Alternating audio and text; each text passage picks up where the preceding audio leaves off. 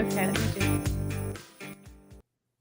just stop this AI generated Christmas music that I don't think sounded very Christmassy.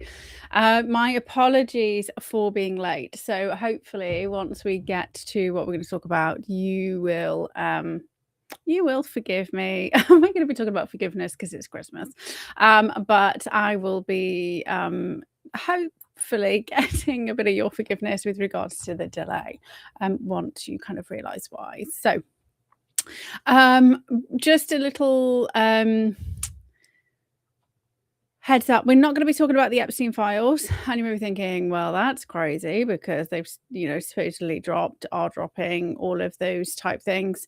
I haven't looked through them or into them or kind of dived into it. So I'm not going to talk about something that I haven't seen. And we've had multiple conversations around Epstein already. So when I start seeing people rolled up because of the Epstein files, then I might talk about them.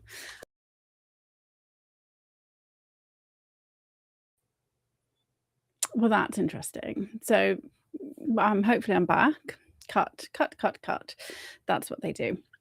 We are going to have the time discussion that we didn't have last week, which I hope you'll enjoy. We're going to talk about a citizen parliament, and that's why I was late. And then we're going to briefly touch on forgiveness.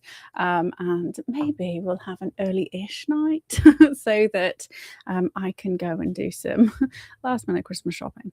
But it just... We had our gutters done today. We've got the roof getting fixed tomorrow. So I have been in the house with builders. So it's been fun. Also, today, I have been working with my mind. This is how I've been planning things. So I decided I'm going to use the old mind map methodology because this might help keep me on track, not get me so confused, and give me an opportunity. Have I just gone fuzzy?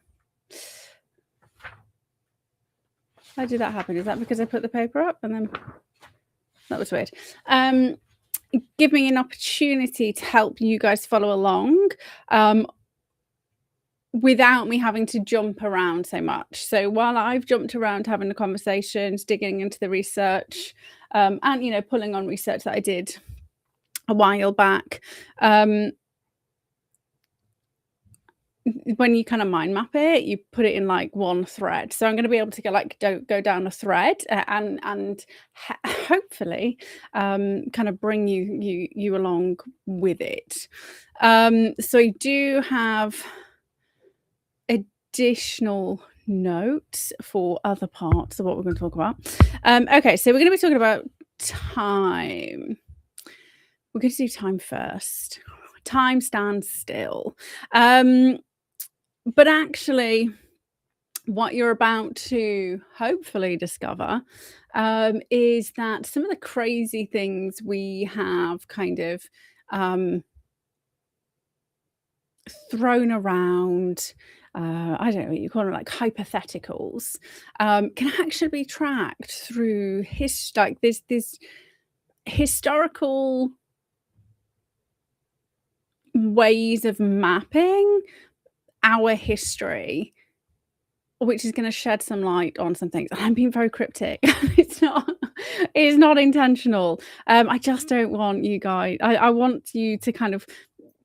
I want to not bring you on a journey. It's not a story, but I want you to kind of get to the place where I got to, and why things evolved in the way that they evolved. So that you understand my reasoning. It's really important you understand my reasonings, my biases, because without those things, you can't make a judgment call on whether you're going to trust the information. And it will never be like all the information. It'll just be like, this is why I went this way based on these things. And if you know other stuff, then you can bring your information to it. And I think this is something that I believe is done incorrectly 99% of the time with people kind of throwing information out there, is they do not sorry, tortoise. They don't disclose their biases, and most of the time they don't disclose that they're funded. But you don't understand why they got to the point that they got to. Like, how did they get there? Why are they saying those things? What is the reasoning behind them all of a sudden coming out with like a really kind of crazy suggestion? You have to be able to kind of follow it through. So I wanted to know. So last week we had a great conversation from this book, this Mathematics for All, and we were talking about probability and nodes and predictive analytics and how AI is used and has been used for a very long time by government agencies, and humans are not nodes.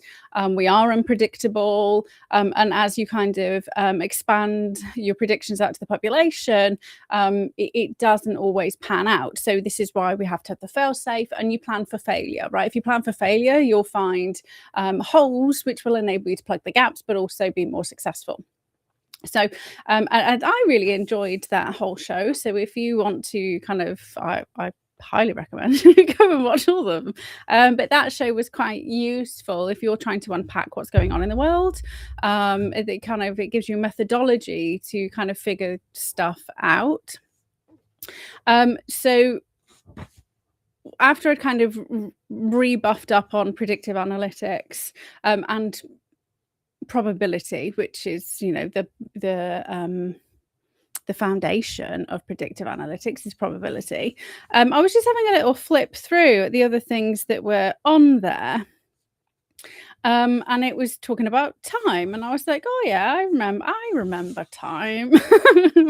And that sounds crazy, right? But for those of you who are new here, I have this calcula, which is like dyslexia's forgotten nephew, or something like, the black sheep of the learning disability family. But it's quite severe with regards to my capacity to comprehend things like number, time, weights, measures, spatial rotation, in being 42 and wearing an analog watch.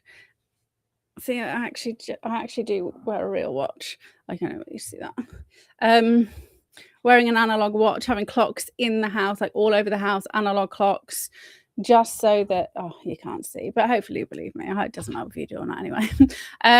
So that I'm forced to see the time over and over and over again and guess.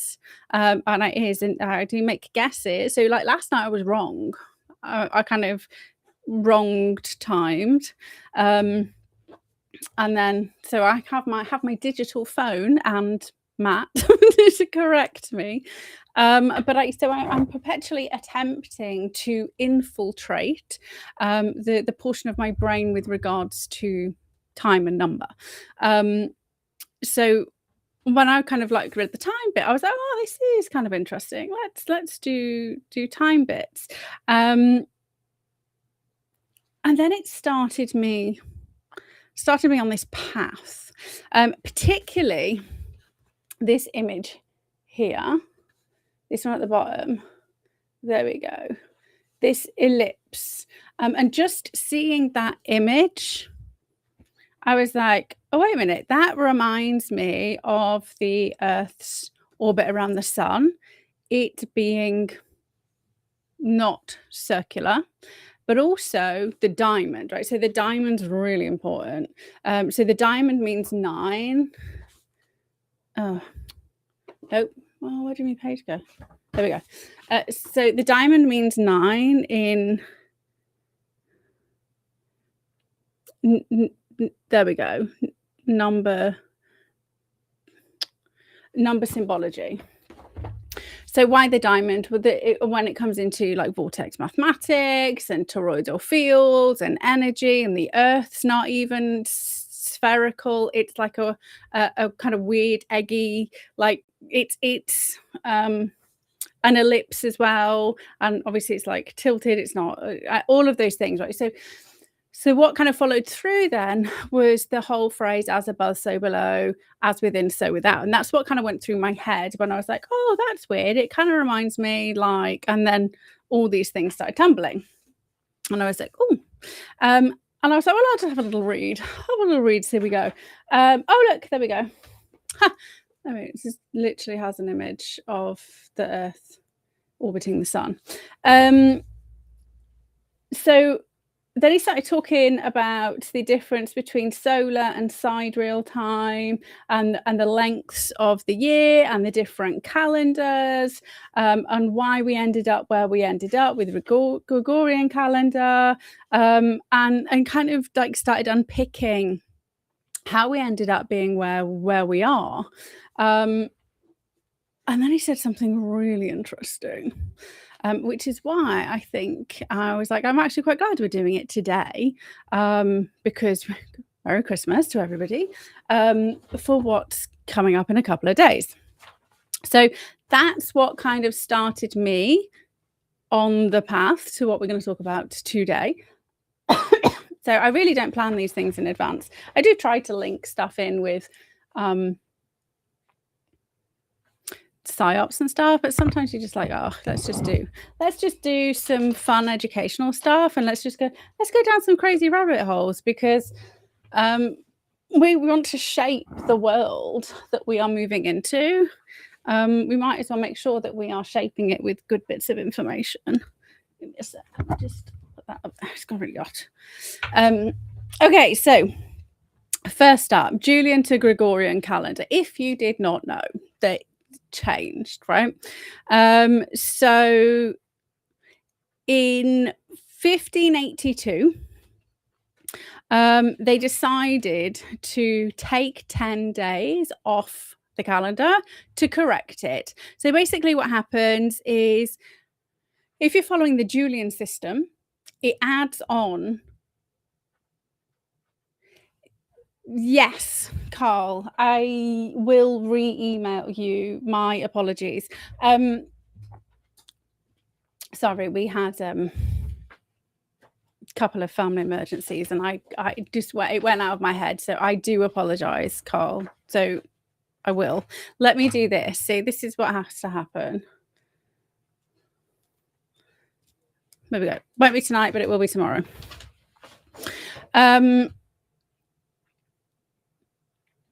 So every 128 years, the Julian calendar falls like a day behind.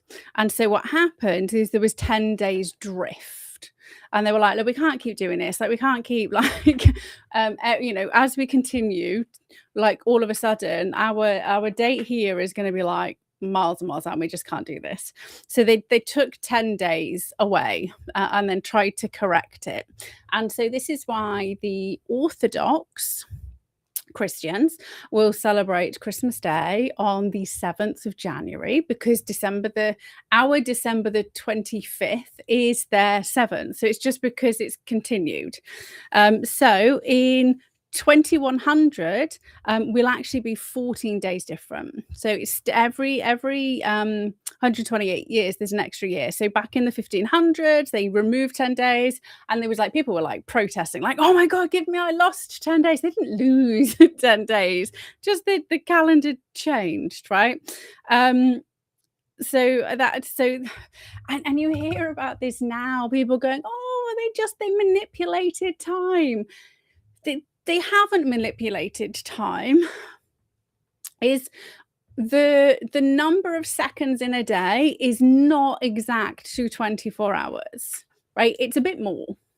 And there's also, in the number of years, is not 365, right? It's a bit more, which is why we have the leap years. But we don't have a leap year every 4 years. It's every 4 years, and then sometimes they just don't have one, because what they're trying to do is adjust for the quirkiness, because it's not completely divisible, right? So to go from days being the actual length, so if you think about yesterday was the shortest day, there was only like 7.5 hours worth of sun. So when we went from living by sunset to sunset during the industrial age, like even like more recent, we invented a Greenwich Mean Time, and they kind of like again they kind of like guesstimated it's about 24 hours, but it's like 23 hours. Um, it works out at so there's 86,164 seconds, not 86,400, right? So there's a bit less. And then with the years, it works out at 365 days, 5 hours, 48 minutes, and 46 seconds. So they have to make sure that they are adjusting for that so that the 25th of December happens on the 25th of December. It doesn't keep moving. And so that's what's happened with the Julian calendar. It's not right. It's just continued to move. It's more wrong. Like when you look at why the Gregorian calendar was done. So it's really strange that people are it's okay. This is why I have an issue with all organized religions. So they did introduce a leap year in Julian calendar, but the year is still 11 minutes and 14 seconds too long. So it's not that Julian didn't try to correct it, but it just didn't correct it enough. So by 325 AD, we had 69.5 hours excess. So it was just messy. It was messy. When they decided to do AD, and it was just messy. So they tried to like organize it. And now that we have conversations, like some of you who are perhaps watching this are not even in the UK, right? You're not in the UK, you're not in my local tavern, you're not down the street, you're not my neighbor, you're like thousands of miles away. There has to be a way for us to have conversations. But actually, the real kind of issue happened. These flat earthers are going to be pissed off here. The real issue happened when they went from the flat maps and they kind of created a globe version for navigation. And then they realized like the actual flat maps, they didn't go round. So all of the maps were actually disproportionate. They didn't work properly. And you'll see people being like, oh my gosh, look at these maps, that they've changed the map and they're lying. No, that they hadn't. Like they're flat maps. And a lot of the time they didn't have sophisticated equipment to measure stuff. Like it was just like when you see, like, I can't, we have advanced. It's in the same thread as somebody finding like a Nokia 402, like, 300 years from now. And they're like, oh my God, they lied to us. This was the height of technology. And somebody else says it's the iPhone. It's not the iPhone. Like, it's just, there's a warped perception of history. And because they have lied about a lot of stuff, it's very easy to then fall down very strange rabbit holes, right? So why do the maps look different? Well, because they started navigating further, but not just navigating further, but trying to measure things and record things and plot things and categorize things. And do it uniformly. One of the reasons why, we always talk, well, I say we always talk about, everybody else talks about the British Empire, and how we, back in, Elizabeth's first time, we had like the most powerful naval fleet. How did we do that? We did that through maps, because we adopted the concept of the spherical earth, and compasses and measurements through not just looking through a telescope, but actually using landmass and figuring shit out, right? So this is why time started to become really important. Like how you had to have a really clear measure, and you needed to know how many days you were traveling for, and you couldn't rely on the sun, especially if you were moving location. The sun will rise differently. So it became really important that you had a good understanding of latitude, longitude, and then obviously when things got even more industrialized, so the industrial revolution, that's why they created GMT, right? And it wasn't just to piss people off, it was a way to ensure commerce happened effectively. There has to be some 0 point. You have to have some starting point. So just to kind of get that shit out of the way. But what I also discovered in the book, and I didn't realize this, I was under the impression sundials were always accurate. I just assumed, I don't know why, because I love sundials. I think they're awesome. But I'm glad I don't use it and rely on it for the time, because a sundial is only correct 4 times a year. As in, noon is actual noon. So for all the other days and times, right? It's not. So on the 16th of the 4th, the 14th of the 6th, 2nd of the 9th, so September, and then the 25th of the 12th at noon, the sundial is right. Outside of that, like, it can be a bit crazy, right? Because it doesn't take into account the orbit, the spinning, all of those things. And so when you look at places like Stonehenge, they weren't aligned with specific times. They were aligned specific calendar-based events that happened every single year. So 2nd of September is the autumn equinox. Happens every single year. 25th of the 12th is just a couple of days after the winter solstice, which always happens around the 21st to the 22nd. And I say around the 21st, 22nd, because remember, we've got like time-based drift, and then we reset, and then time-based drift, and then we reset. And I was like, oh, well, that's really interesting. I was trying to work out why 25th of the 12th, because, it's now been decided that is Jesus's birthday. They don't think it was. They think it was like the 11th September, which again is interesting because autumn equinox is in September, right? And so why do they think it's the 11th September? Because they talk about, sheep in the field, and people are wearing like kind of like autumnal clothes, not like winter-based clothes. And then they also think that the wise men rocked up in January, like a couple of weeks later, because it just, obviously the nativity says that they're all there, right? Which is fine. It's a story version. It's gone through Chinese whispers, and it's fine. It's not, and I would say 90% of our history books are stories. Okay. So why? Oh yeah, and just so you know, Byzantine Christians, they actually started their calendar on September the 1st. So they, 1st and 2nd.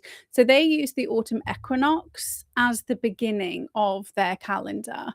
And that just died out when Byzantine Christians kind of died out. I also discovered there was something called Aryan Christians, and that's not Aryan as in like Nazi white race. There was a guy called, let me just,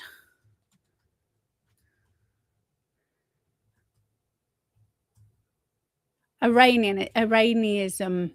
Oh, wait. Arianism was a major theological view in early Christianity named after Arius, a presbyter, so a priest from Alexander in Egypt around the early 4th century. And it sparked one of the biggest controversies in church history, centered on the nature of Jesus Christ and his relationship to God the Father. So I'm about to kind of like do some heresy and blasphemy and all of that stuff, but I kind of like this guy. So the core beliefs are: Jesus is the Son is subordinate to the Father. The Father alone is eternal and uncreated. And this makes sense when you know Alexandria was in Egypt. In Egypt, they actually had, if you look at Egypt's creation story, it's very much the same as the in Hindu creation story with the cosmic egg. So this actually kind of follows that same thread. And when you kind of read between the lines of some of the gospels that are kind of like kiboshed, i.e., Gospel of Q, Gospel of Thomas, they say the very same sort of thing. So no wonder they kind of got hidden, because you need to have control, right? So the Son was created by the Father out of nothing at a point in time. There was, and because he uses passages of the Bible, so it wasn't like he just kind of like got high. I mean, maybe he did, because I think they all did back then. He didn't just kind of like wake up one morning and be like, oh yeah, I'm just gonna completely revolutionize Christianity. So he said Jesus is divine and is the first and greatest of God's creations, but not co-eternal or the exact same essence. Now, I would argue with that bit, because we're all energy, and it's the same energy, like us, rocks, plants, all of it, to varying degrees of consciousness. It would be my preference, but this view aimed to preserve strict monotheism, so one God, and avoid ideas that seem to divide God into multiple beings, which is what I think is crazy, that the Christian community say, well, they've got like a wind God, and it's like, well, you've got three technically. You say like God, nobody's above God, but Jesus is God. Like, Jesus isn't God, like that. Anyway. So supporters saw it's logical and scriptural. So reference Jesus as the only begotten Son, firstborn of creations, in Colossians 1:15. So it became controversial because the Bishop Alexander of Alexandria and his deacon Athanasius argued Arianism undermined Jesus' full divinity, making him less a being, like a demigod. But I mean, they did believe in gods and Nephilim. I mean, Nephilims are in the Bible.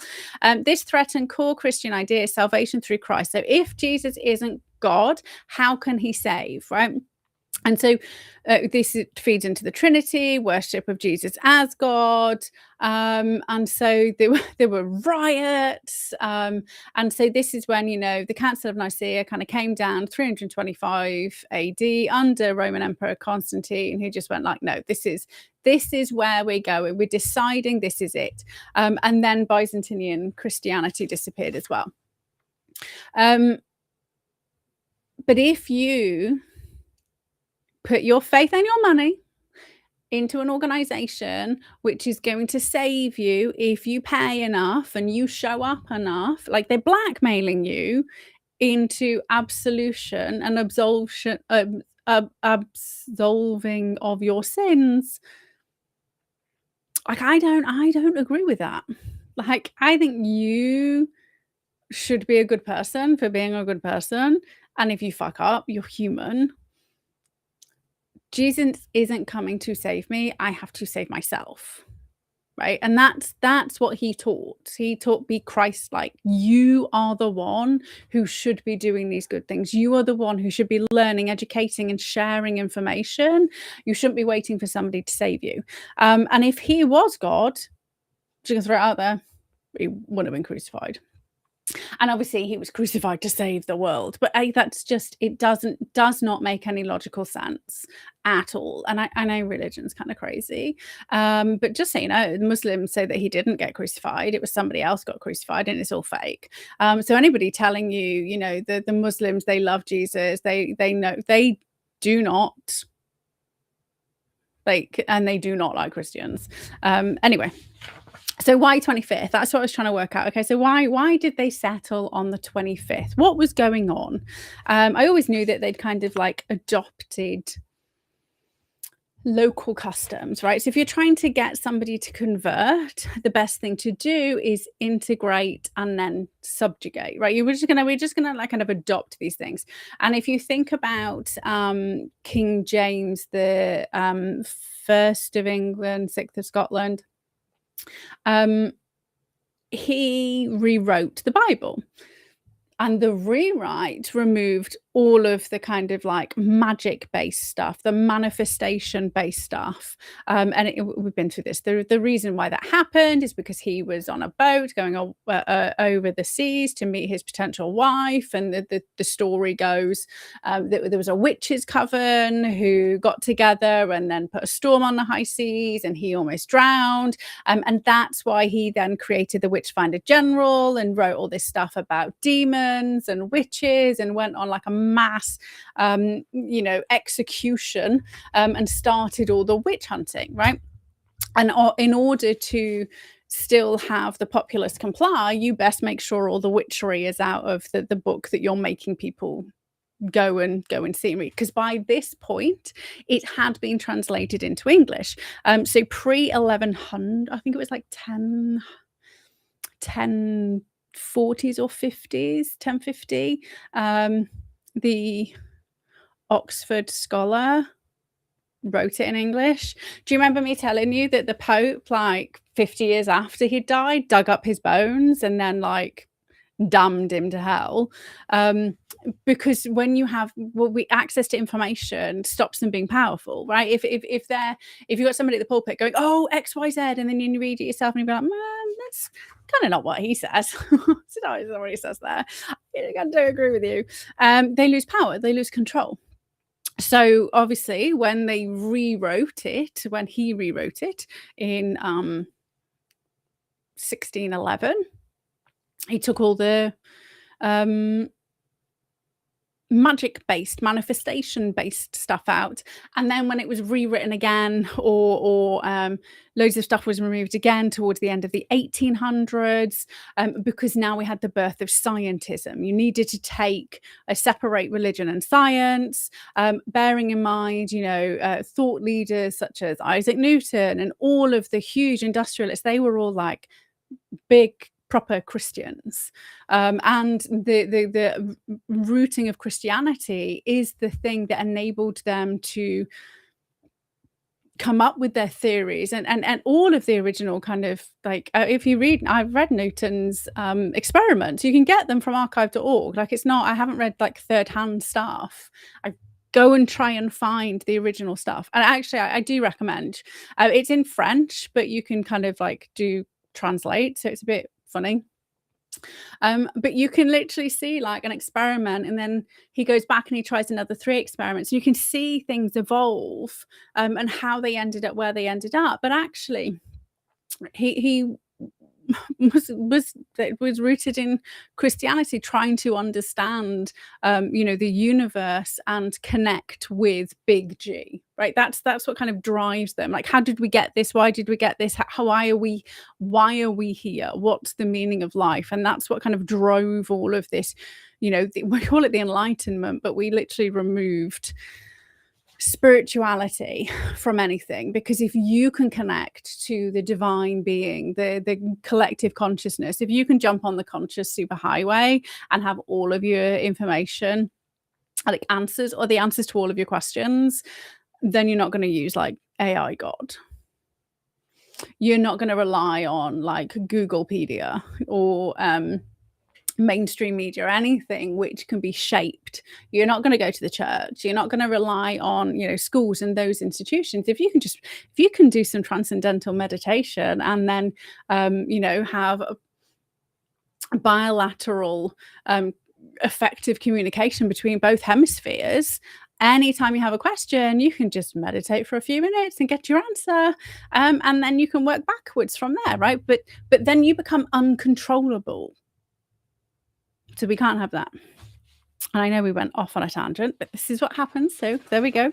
I'm trying. Okay, so what was going on the 25th? So in the world's shortest day, so after the winter solstice, we have the sun's rebirth. And you have to remember, until very recent times, everybody's been reliant on the sun for food, right? Without the sun, crops won't grow. Without the sun, you freeze to death for a start. But it was important, right? As humans, what do we need? We need shelter from bad weather, but we also need food. So we need food and water and shelter, and that's it, right? And then we also do need, a good old chinwag. So something unique, and that's, eating round campfires is why we ended up with shortened intestines, because we were heating the food, and then they potentially that's we developed language, conversation, and all of those things happened because we were collecting together. So the sun's really important. This is why you see sun worship throughout like every ancient civilization. It is like the light bringer. It's also called, Lucifer.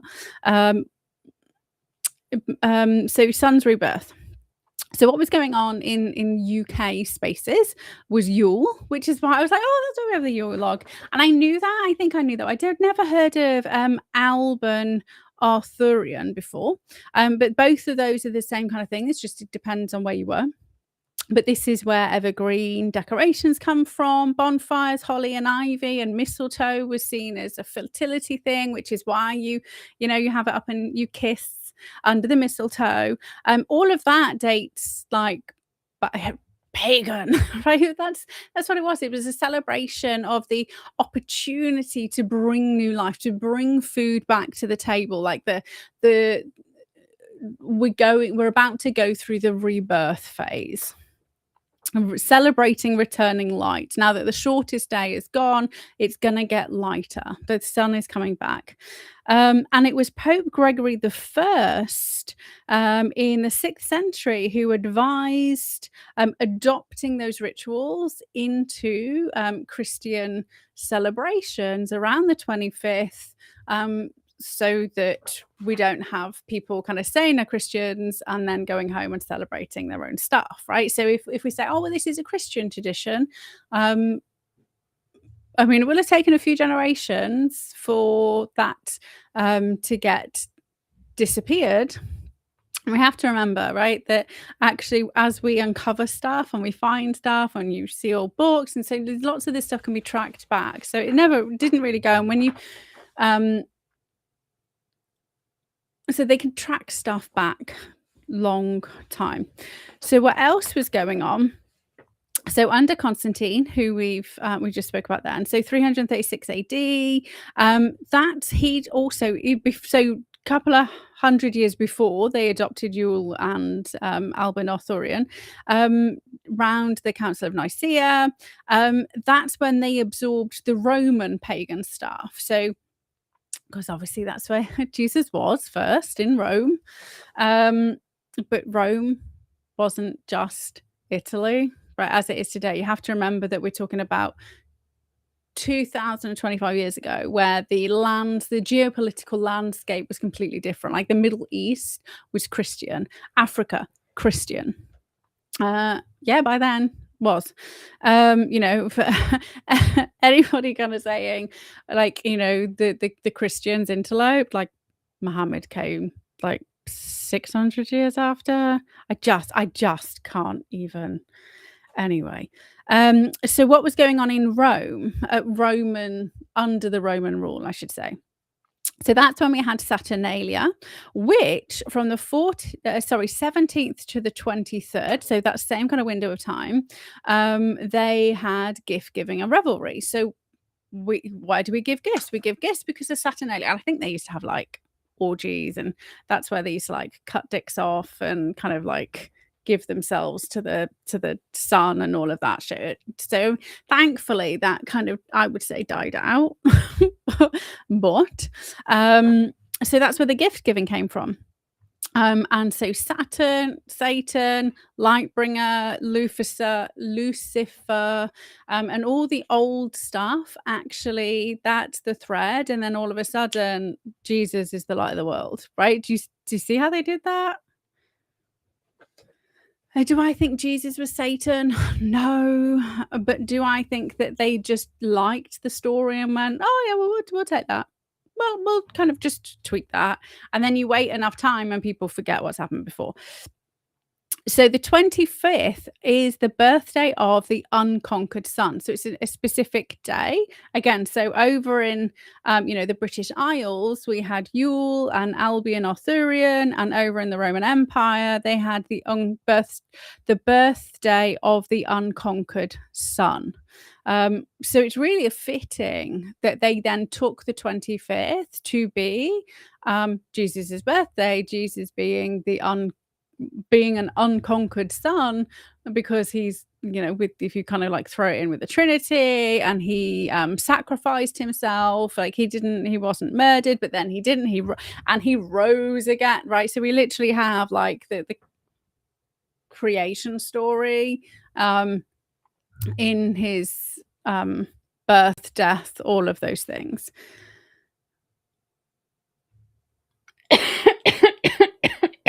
Excuse me.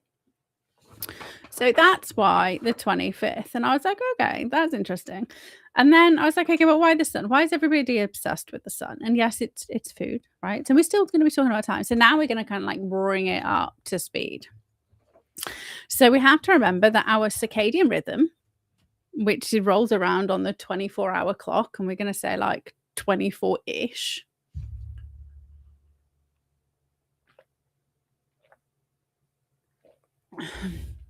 24-ish hour clock. That is triggered, not triggered, as in like on off, by the sun's rays, and specifically the blue light from the sun. And this is why electrical stimulus, such as from phones and computer games and fluorescent lighting, can be really damaging and harmful, is because it mimics the sun's rays. So it fucks with your circadian rhythm. We have specific cones in our eyes. So we got red, green, and blue cones in our eyes. They're like, some are short, some are long, and it's specific blue cones that link to the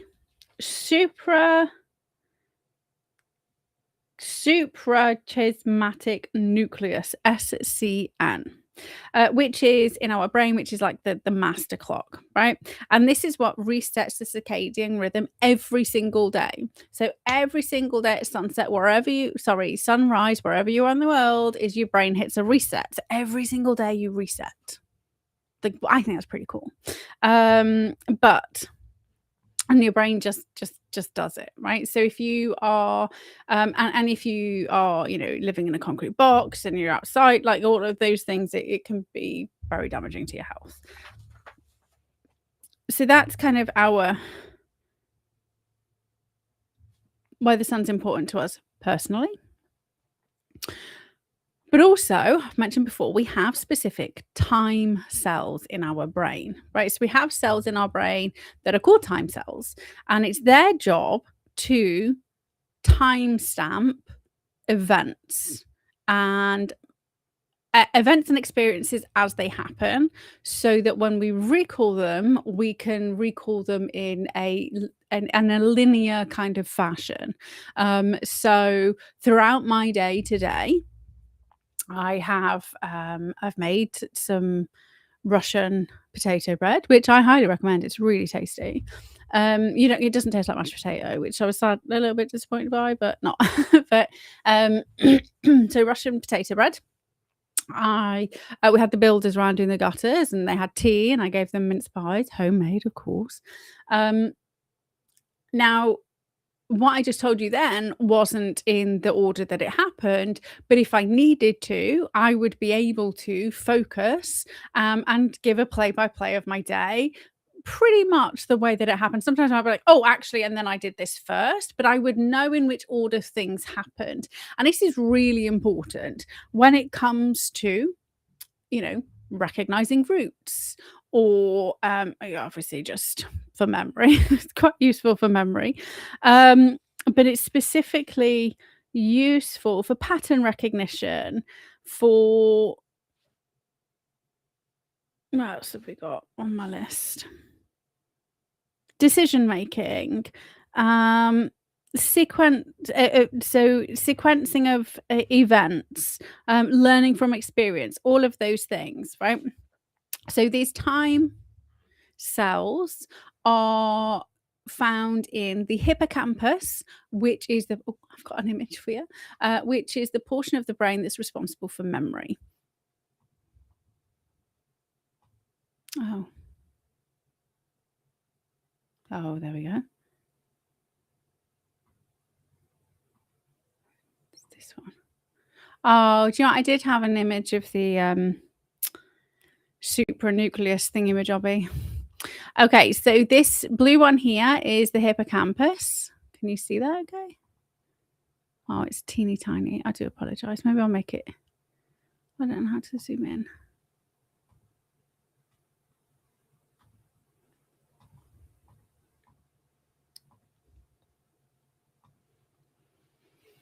Is it gonna make everything big? Maybe just hope for this. Okay, so what we have here is the hippocampus, and right next to it, the entorhinal cortex here. And you can see the amygdala just here. So what we have is the hippocampus, which is kind of responsible for memory, amygdala, which is part of the so the pathway. So with regards to emotion regulation, it's not on its own. Like people used to believe it's on its own. It's not. It's part of an axis. But then we have the entorhinal cortex, which is right next to it, which is specifically for it feeds processed visual information into the hippocampus. So this kind of like collects the images, and then the hippocampus. Well, actually, the entorhinal cortex also has some time cells in, but it's kind of in these two, right? So basically, what's going on in your brain is it's like geolocation, right? So if you take an image, like if you take an image with your smartphone, it's going to tell you the day it was taken, the time it was taken. It also tells you where it's taken, and you get the visual image, right? The same thing happens in your brain because you actually also have place cells. You have specific cells in your brain that will stamp with where you were. So both of these work together to help you record your memory. Now, the way that it works is really exciting. And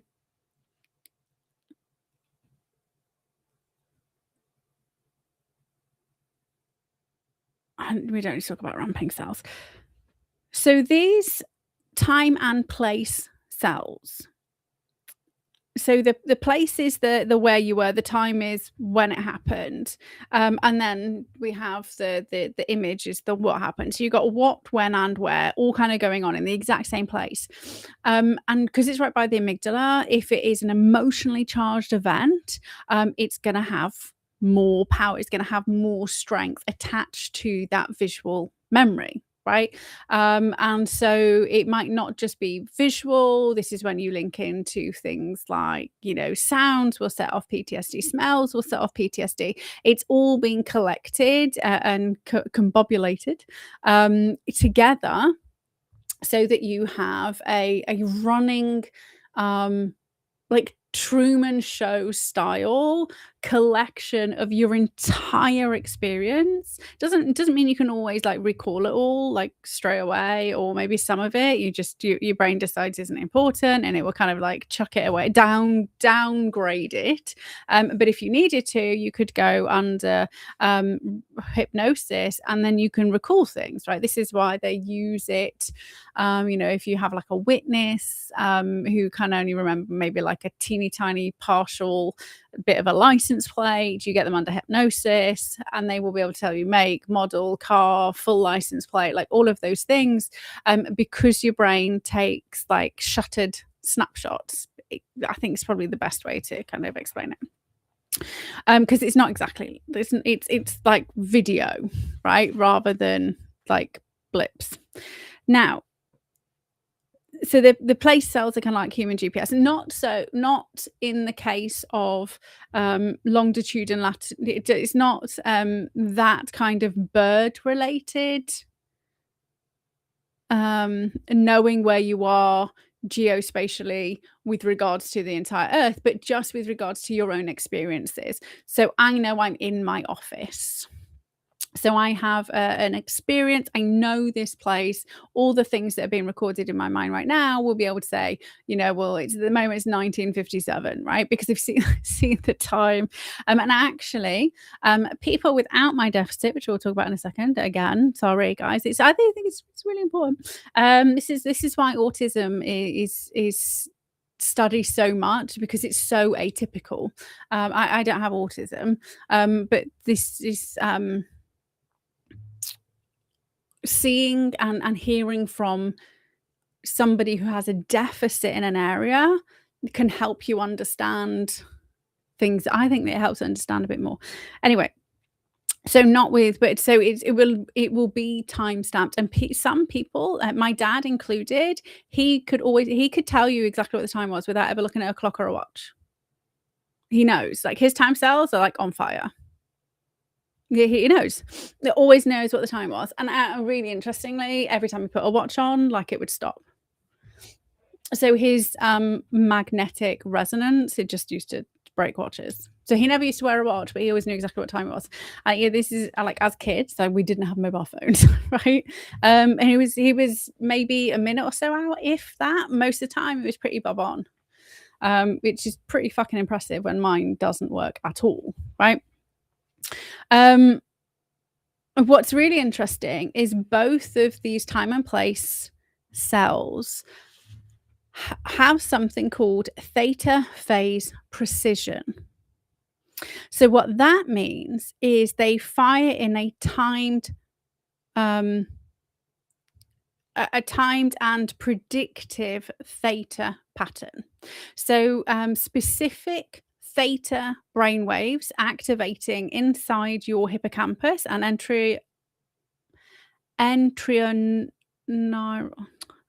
can't see it in my entorhinal cortex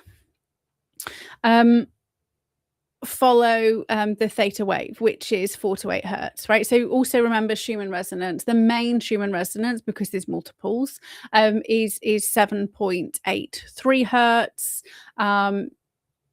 So at around that very same earth heartbeat wave pattern, the hippocampus, the time cells and place cells inside the hippocampus, and they call it the EC, right? Let's just do the EC. And the EC, they are. So when people talk about, your brain's in beta, your brain's actually firing on multiple channels all the time, right? So there's not just one coherent brainwave, unless you are doing like meditation and you have kind of got your brain to kind of like think, or you've got binaural beats, which came from the Monroe Institute and the Monroe boxes, right? With the point was to kind of like get your brain to sync. So hemisync, which means like left and right both kind of synced on the same level.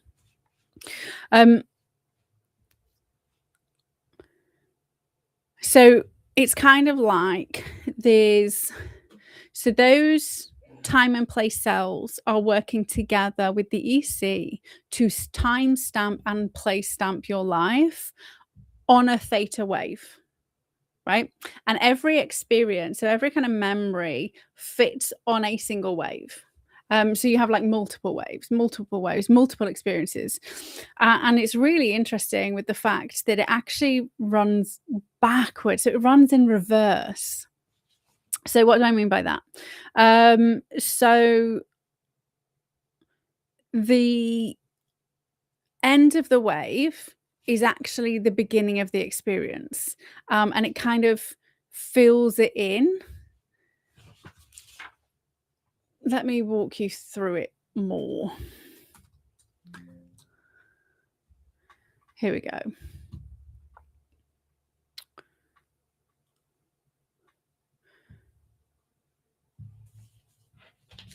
Okay, so as you move through a place for place cells or progress through time in event for time cells, the cell doesn't just fire randomly. It starts firing earlier and earlier in each theta wave cycle. So it advances ahead. So this is like fucking time travel. This is firing in advance of something happening. Imagine theta as a repeating drum beat. At the start of your path, the cell fires nil. The end of the beat, by the end of the path, it's firing at the beginning, compressing the whole experience into one theta cycle. Rather than one theta wave, one theta cycle. This clever coding trick helps your brain predict and plan. So it turns static where and when into dynamic sequences, like forecasting the next step in a route or event, supports navigation, decision making, learning from experience. By syncing cells in this phased way, it binds related events together. If, for example, this happened before that, aiding memory formation, retrieval, and even imagination of future scenarios. And it also packs more into a brainwave, making cognition faster and more precise. So key for survival, like remembering a safe path or timing an action. So, because your brain's just fucking awesome. Like, I absolutely adore it. So then I was just like, okay, well, my brain doesn't work like that. Always obvious, right? So then we kind of like backtracked even. I was like, okay, so if your place and time cells, which is, so what if my dyscalculia, so it doesn't mean all, and I've looked into dyscalculia research multiple times and I'd never come across this, but because I kind of like started talking about it, then like Grok was able to find the research, because this is what happens. Only the research you're allowed to see is what's shown. And I was like, okay, so what if there was a disruption in a really critical age with regards to brain creation, as in brain development, that ends up disrupting those theta cycles. So say, for example, you've got like, if you remember those old record players, and you then have like glitches and it'll jump, right? So it's okay. So why did we get here? So going back to, we have like image, time, date. Sorry, image, time, place, all like stamp. So with regards to like, I can close my eyes and I can probably, give a good description of one of my dogs or Matt or my house or any of those things, right? So we know my EC works. I have to follow GPS to get to and from Matt's mum's house. Like, we've been together 24 years. Like, she hasn't moved. We moved like 12 years ago.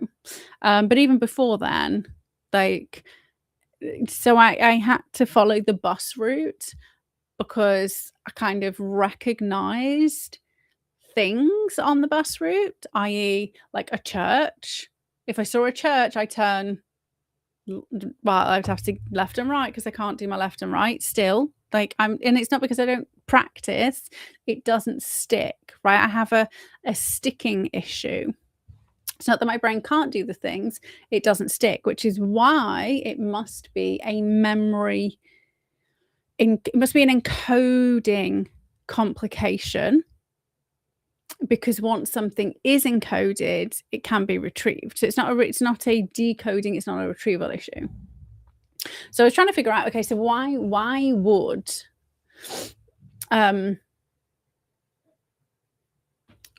how would you end up with like skipping? What potentially is the barrier, right? So this is why so time, and so if you haven't heard us, so dyscalculia is about number, it's about spatial rotation, it's about, and it also links into like faces. Like, I introduced myself 5 times to my boss's husband, like previous boss's husband, like, and they literally said to me, it's like, okay, this is the 5th time you've introduced yourself to me, I know exactly who you are. I didn't know who they were. And I still don't remember them afterwards. I just stopped introducing myself to people. Matt, conversely, is like phenomenal with number. Like, in order to kind of measure something, Matt will have to be like, it's like 2 sofas or like 3 mats, right? So I can do images, can remember images, I can stack images on top of each other and kind of maybe figure something out, but it still doesn't have the weight of conceptually understanding something. So Matt is like a super rememberer. That is the weird official title for somebody who like, so they have like super recognizers. So somebody who sees a face once and then can like just will know exactly who it is. So like Matt can, he used to do industrial flooring and he went down somewhere and he said hello to somebody, thinking like chatted to them for like 3 times. And then like 15 years later, they went back and he walked in. He was like, oh, how's your wife? How's your kids? How do you do? It must be, did it like straight away, knew everything about this guy.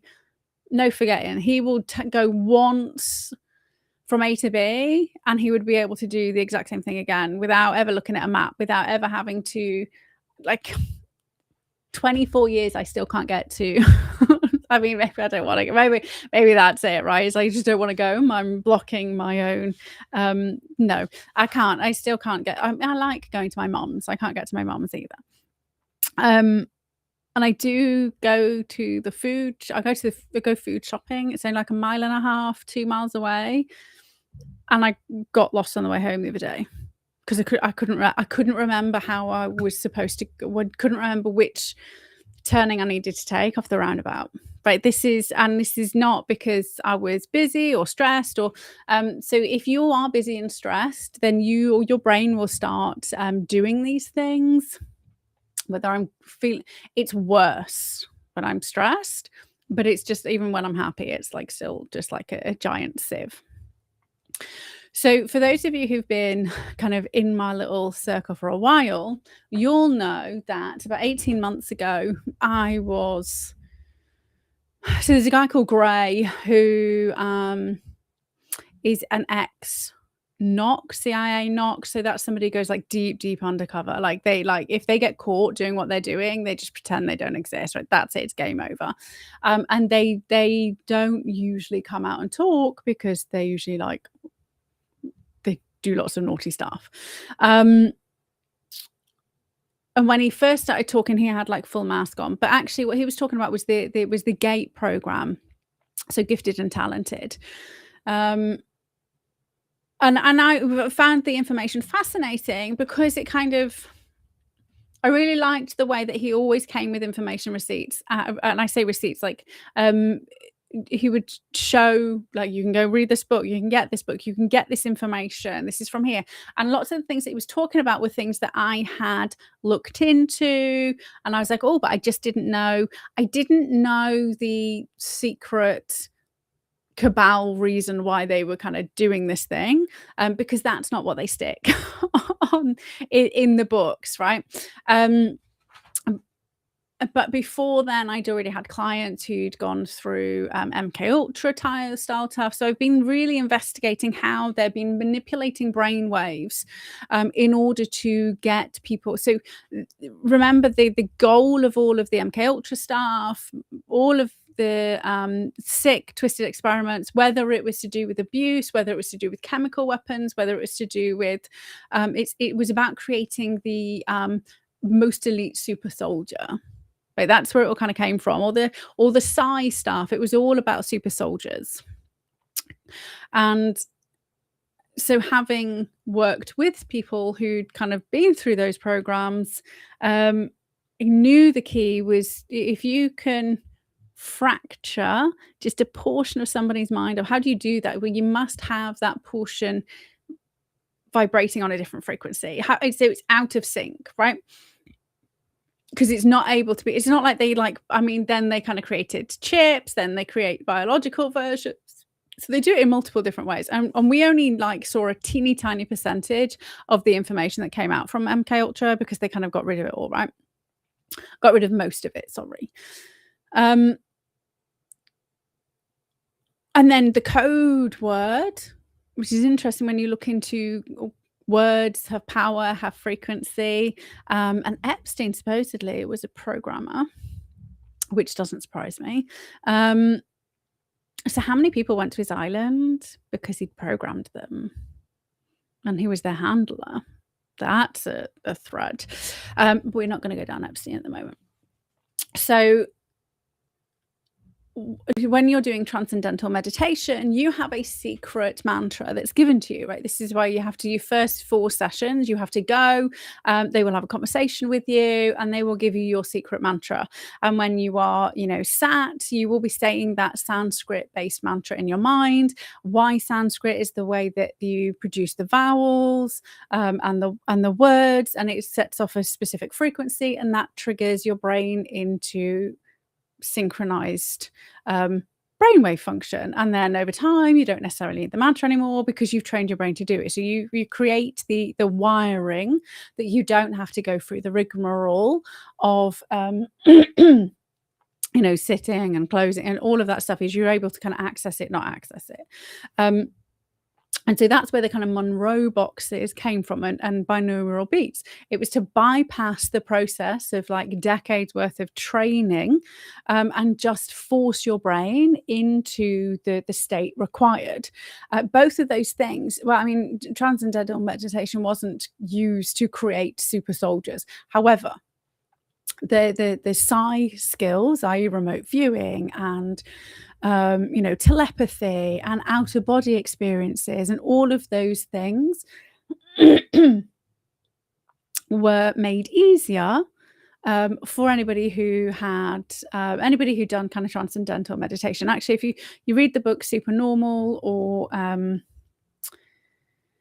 Practical Magic or Real Magic, both by Dean Radin. If you want a summary of a lot of the psi research, there's loads of psi research going on for like over a century, like 200. Like they did some really cool stuff in like mid 1800s, but you can get like a summary of like the new stuff in both of those books, and it's kind of in layman's terms. They're really well written. To be fair, I've got both of them. I really do think they were done very well.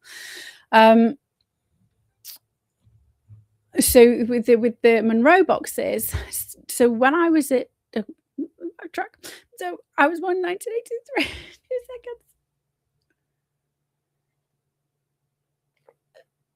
2 seconds. So I was born in 1983, and I was in primary school, age 4, 5, so 5, I think, because I was a November child. So my very first primary school year. And I know it was my very first primary school year because I was like super overwhelmed. My very first primary school year. So all the kids got taken out individually and we were tested using psi-based stuff. So as an RAF kid, right, they experiment, and I had to argue with the AI saying, well, there's no information about UK government's test. They did, and I literally just went, like, it fucking happened because I had the memories. They weren't implanted. I had like this legit. Just because you don't know about it doesn't mean it didn't happen here, Grok. Anyway, and it was only when I was watching Grey's stuff, I was like, wait a minute, that's what that is? Like, I remember all of that. Like, what the fuck? And I actually knew the psi stuff. I recognized that when I was doing my undergrad. I was like, wait a minute, like this is legit testing for back then they were testing for ESP skills. So 1983 I was born, so 83, 84, 85, 86, 87, 87, 88. So where the kind of like rise of psi stuff, the psi stuff is like teetering off and then now going more technology, but it doesn't mean there's still kind of 2 factions, right? And the psi stuff's still going on now, but it's easier to use technology like Monroe boxes to just instantly get your brain to do something than go through the rigmarole and the training, right? And then also, if you don't train somebody to do it when they don't have access to the equipment, they can't be a threat. So it makes logical sense. But at the time, they were still kind of doing lots of unethical experiments on children. And so I remember, doing the initial test and then coming back out, and then I had to do it again, and I had these things on my ears, and then I came back again and I had the more things on my ears, and there was all this missing time because they're disrupting my brain development at the exact same time where the hippocampus with regards to and relational with regards to your time and place cells are going through really important structure. So as they were so they were just fucking with my brain for shits and giggles. So they recommend you definitely don't use binaural beats on young children because it can fuck with their brain, right? So how do they know that? Because they say potentially. Well, no, because they did fuck with kids' brains and now they know. And so at 8 or 9, I had a reading age of 15. So the reason why my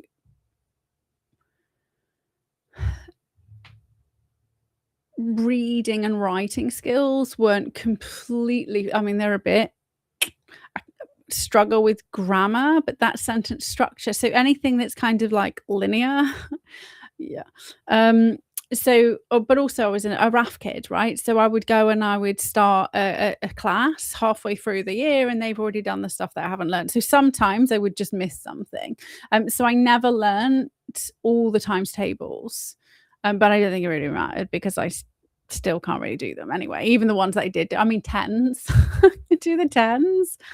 That's like, I have to do them in my head still. Like, so if you say like, what's 2 times 8? I'd have to like do like 2, 4, 6, 8, 10, 12. Like that's I have to kind of follow. Just is right. Encoding issue. So while we can rewire our minds as adults, right? You absolutely can. You can unlearn any habit and you can build in a new habit and you can rewire your brain. Like you can get shot and you can wire it around. It's when you're a child, it's building it and it's creating it. So at the time that portion of my brain was being created, and it should have synced with the Schumann resonance, it should have synced with the time and place of the rest of the planet, like everybody else's does. They were triggering my brain to a different frequency. And the parts that were already structured will do the same thing that an adult does, is it would temporarily sync and then go back to normal. And when you do it to one that's developing, what you do is you create an offbeat. And so I have an offbeat to the portions of my brain to do with time and space. So I can encode it and I can access the information, but it just disintegrates. So it doesn't stick. There's a sticking issue. I thought it was really bad. That was my kind of like, woo, this is really interesting. So if you know anybody else who has dyscalculia, you have to ask them if they had pink stuff at the dentist's, the fluoride, because that helps you be hypnotizable. And also what's really interesting is, I think I've said this before, is when it comes to hypnosis, once you've been hypnotized, you're more easily hypnotized, and the more intelligent you are, the more easily you are to hypnotize, right? So you'd think it'd be the other way around, but it's not.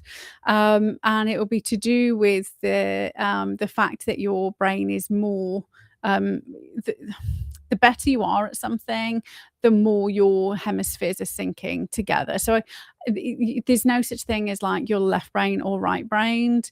Your entire brain works together. And if you've got like an exceptional violinist, they will have even better cross communication. And it is working at a faster and more cohesive rate than somebody who's really shit at kind of like, they call it like, I don't know, creative tasks, right? Because your brain needs all of it to work together. But if you know anybody else with dyscalculia, tell them to try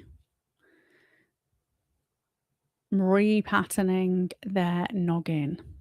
So that's what I'm gonna do. I'm gonna start. I mean, I keep meaning to do more TM and get my brain synced. So it was good to know that actually that may give me my numbers back. And then I got really worried, to be fair. I was like, oh my God, does that mean I'm gonna look at Matt and I'm not gonna find him attractive anymore because the way that I recognize faces has changed? But no, your preferences don't change, but I might just not forget him. I mean, I don't think I will.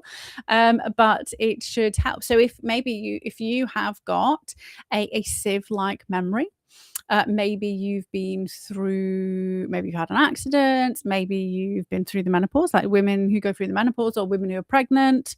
Your brain stops functioning in the same way. Perhaps it's just if you've gone off kilter, right? Your emotions, your hormones are changing, have changed. The amount of hormones going into the brain will be impacting the way that it's firing rather than wiring. I don't know. Do your own investigation and give it a go. So I just thought I'm bringing you on my entire journey of discovery. Okay, just because I like to keep you updated with my trying to fix my noggin, which I'm gonna do it. And Grot's like, you need to make sure you go see a psychologist. And I was like, that's fine. I'm a psychologist. It's cool. I do it myself. I don't need anybody else's help. I just do it myself. I got myself out of depression, stopped myself being suicidal, fixed my life. I can fix my brain. I was also concerned, just if you are also concerned, whether repatterning would then overwrite the things that I've learned since, right? I mean, when it comes to like time-space stuff, I haven't really learned anything. So it wouldn't have even been a concern. But there's no there won't be a erasing. There's not going to be an erasing. It's just from now on, you will start to record it in the right way. And because you record it, you're encoding, so it'll stick and potentially enable you to retrieve the other stuff still, because it's not gone. It's just you're now vibing on a different frequency. So the alpha theta sync at this very plastic stage can rewire the hippocampal rhythms, embedding inefficiencies in spatial and math encoding while sparing language, creating a marked before and after divide. Oh yeah, so the before and after divide. So why do I know it was that? And just so you know, there's a whole thing out there with regards to vaccine injuries from children. Children who have vaccines can also develop this thing. So that didn't happen with me, and I know that it wasn't the vaccine, like childhood vaccines, because I had advanced mathematical skills until I went to primary school. And I went in with being able to do like long division, trigonometry, like all of those things. Like my dad's a physicist. Like we were reading, writing, doing arithmetic before we went to primary school, and doing it in our heads because my dad's a bit of a freaking taskmaster. And I remember my entire childhood, my dad getting angry with me every time I was trying to do something math-based, because he knew that he'd trained me and I could do it. So why now, as a 10-year-old, can I not do this thing? This really simple, why can't you do this thing? Like, you went to school and you stopped being able to do maths. And I had that over and over and over and over again. So while I don't remember doing long division, and I'm like, yeah, whatever, Dad.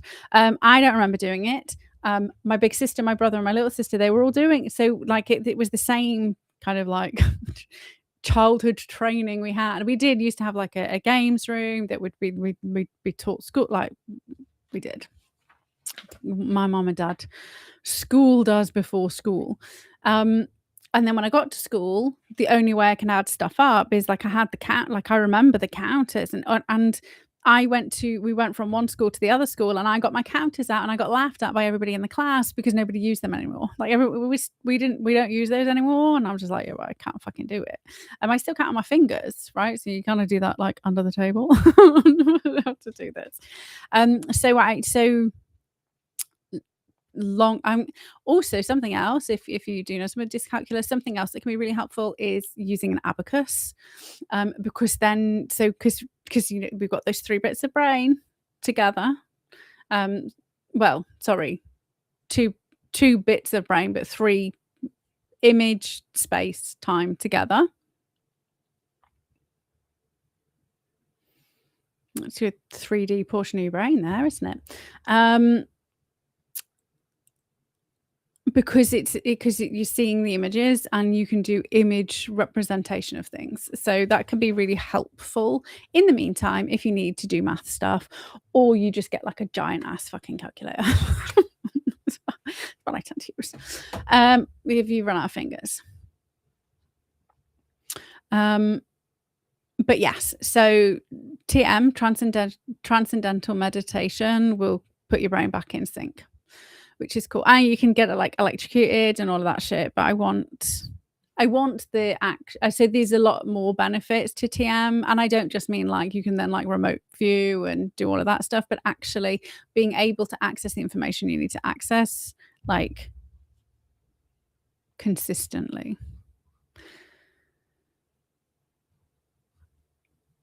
Okay, so then I was like, okay, cool, that was useful. So then I was like, okay, well, because we're all here for the conspiracy shit, like let's just not beat around the bush. I like talking about me, but you're here for the conspiracy shit. So what I wanted to know, so going back to Earth's orbit, elliptical,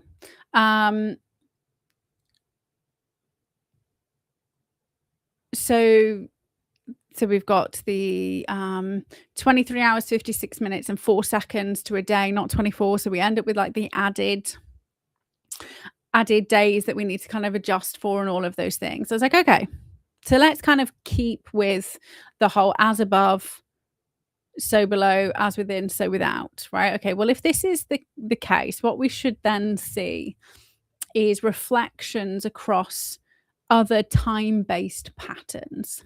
So what I was looking for was pattern recognition with regards to time. And I've said before that I would listened to, so I do really like the stuff by, no, I'm not even going to be able to remember his fucking name.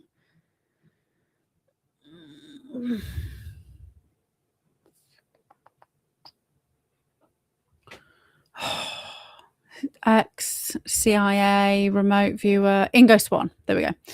Ingo Swann. And they've released lots of his unwritten manuscripts in audio form. So if you have an Audible account, like I recommend kind of getting them. And the reason why I recommend them is they're from the 80s. And some of the things he says, you're just like, wait, the fuck, that happened. Or like, shit, we must have averted that like horrific disaster somewhere. So kind of like reminder of one of the holy fucks is he was talking about overpopulation. I mean, he did work at the UN before he went to the CIA, and he was an artist. So if you're like an artist or a photographer, then you are going to have, because of your, your intense concentration on imagery and stuff like that, is you will have, you go into the kind of meditative state in a very, so your brain's more, again, in tune, right? So you're actually already like halfway there.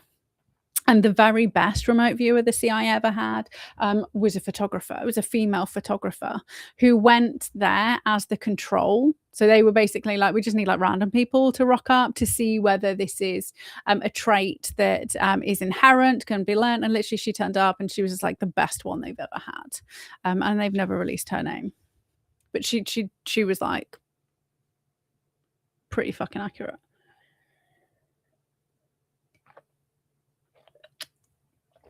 So with Ingo Swann was talking about he was doing it from a zodiac perspective. And he was talking about how even like countries have their own zodiac from when it was born, and you can like the rise and fall, it can all be like tracked on the trajectory and all the like zodiac-y stuff. And I tried looking into it and understanding it, and I was just like, ugh. But it's probably because it's time number. So my brain was just like, I can't. Yeah, that's not going to sink in. It's too much information for me to attempt to kind of digest. However, when I was listening to it in the car a little bit ago on the way to mum's, it was talking about the rise and falls of civilization and how it can be tracked through the zodiac and specific zodiac times. So not like me being sun sign Scorpio, but actually time periods of where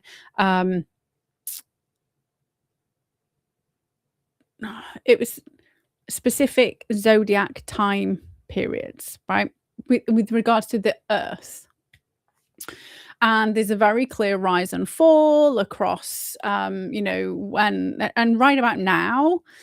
So the reason why they needed to corrupt the generation that they corrupt is because this generation is the one that will always bring change. So my generation are the fucking disruptor generation. Like, we fuck shit up. So that the next generations are the ones who embed the things that are going to make society better or worse. So that's why they had to make them all fucking crazy, because the elites are about to be kiboshed. So that kind of popped into my head, and I was like, okay, well, so I didn't mention zodiacs. I kept it more, I don't know, normal. It's just more kind of like lower level. And I was like, okay, well, is there, if we were to look at the rise and fall of human populations through, the seasons. So we have like spring, summer, autumn, and winter, and we have like birth. We have then we have like a growing season, we have a harvest, and we have death. Like, so because this is, while I'd got sidetracked, I kind of went back and picked. This is why I said, apologies for kind of sidetracking you, but we're here now. So I just literally went straight back to, okay, well, now we've done that bit, let's go back. So now I was like, okay, well, if you were looking at this, is there clear rises and falls? Do we see a pattern? Does it exist or not? Because, building on from last week where people are predictable, right? So we've got these, are we predictable in our human behavior? Or, what I'm going to get to is, are we being engineered into these cycles and trapped in these created cycles? So what we have is the Strauss-Howe generational theory. And this has, so you have the first turning, second turning, third turning, and fourth turning.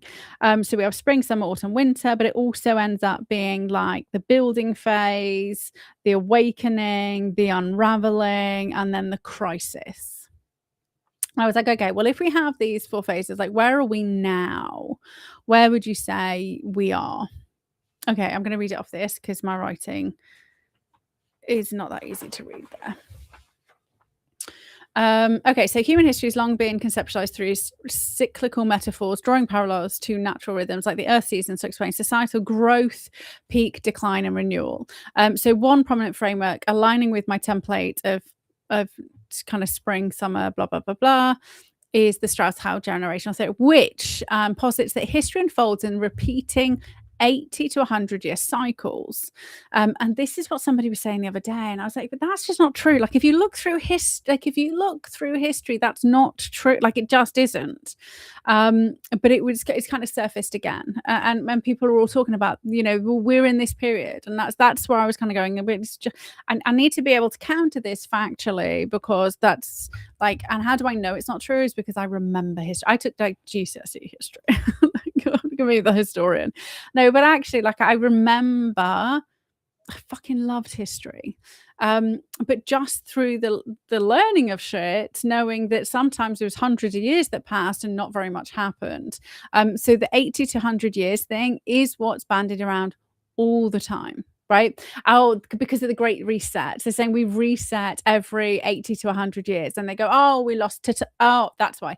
There was a reel that somebody shared. Oh, we lost to Tartaria. And just before that, we did this. And we, they keep resetting. You're about to find out that it's been sped up. Very, very sped up. Okay, so spring and planting is the high or first turning. So post-crisis renewal, institutional building, collective optimism.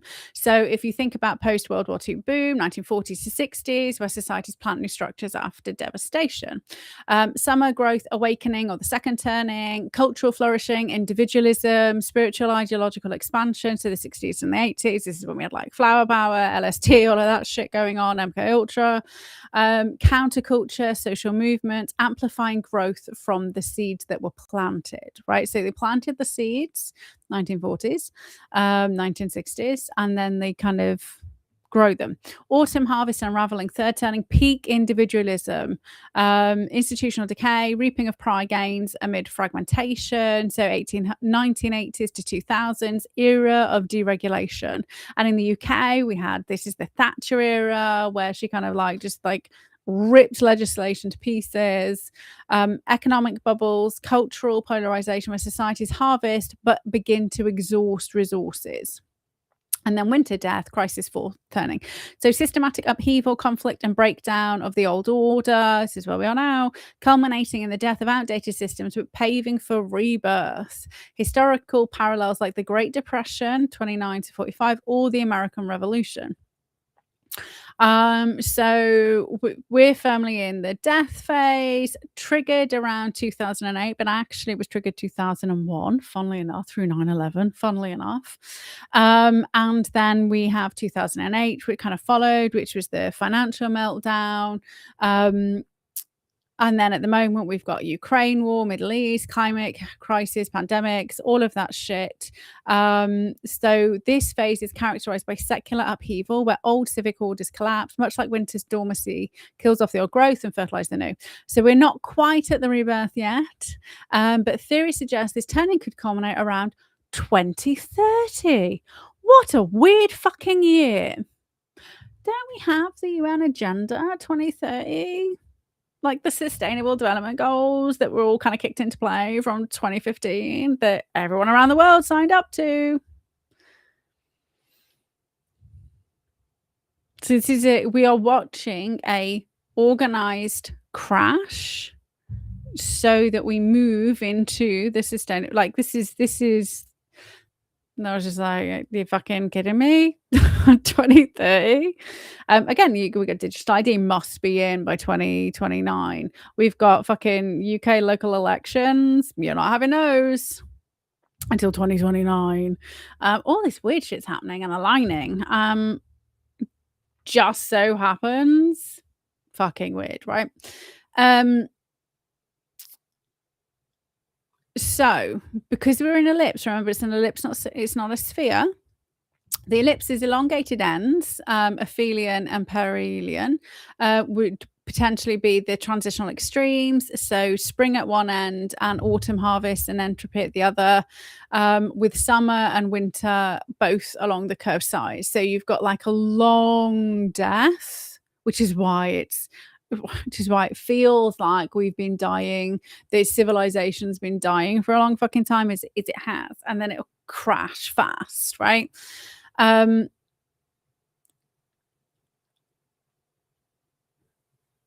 So I was like, okay, well, 1800 years. Okay, so if this is a theory, because I'm going with, okay, well, if it's natural, because you have to stress test your theories, right? You can't just like automatically assume, well, yeah, I mean, I know it's I know it's being manipulated, but I just want to do the due diligence just to double check. So the Strauss host says that it's been recurring Anglo-American Western since at least the 15th century. So it can be traced back to around 1433. So we've got Arthurian generation, so that's the hero, and that's King Arthur. So, and he kind of goes into all of these. I was like, okay, but if it's a pattern, it's got to go back more than 600 years, because otherwise it's not right. We've been around for like thousands of years. This is why did it start in the 1400s? What happened? What happened? So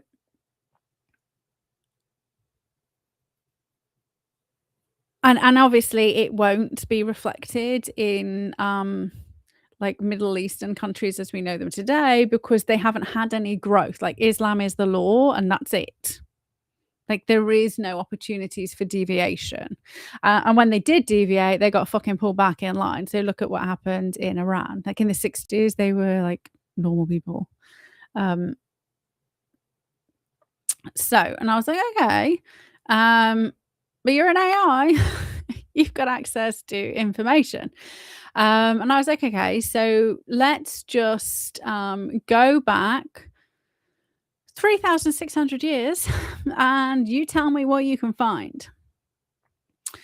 Um, so what we have is actually the same cycle, but not necessarily in the, 80 to 100 years. Oh yeah, I got sidetracked there by Arianism. I was like, "Wait, what's that?" Um, so this is the premise. How are we gonna explore this? Imagine if you were an evil overlord, generational family of overlords, and you had this goal in mind. And FYI, when you do this, it comes up with a statement saying, "I'm allowed to do this," because it's a hypothetical, which means they obviously have like AIs, which doesn't mind playing war games.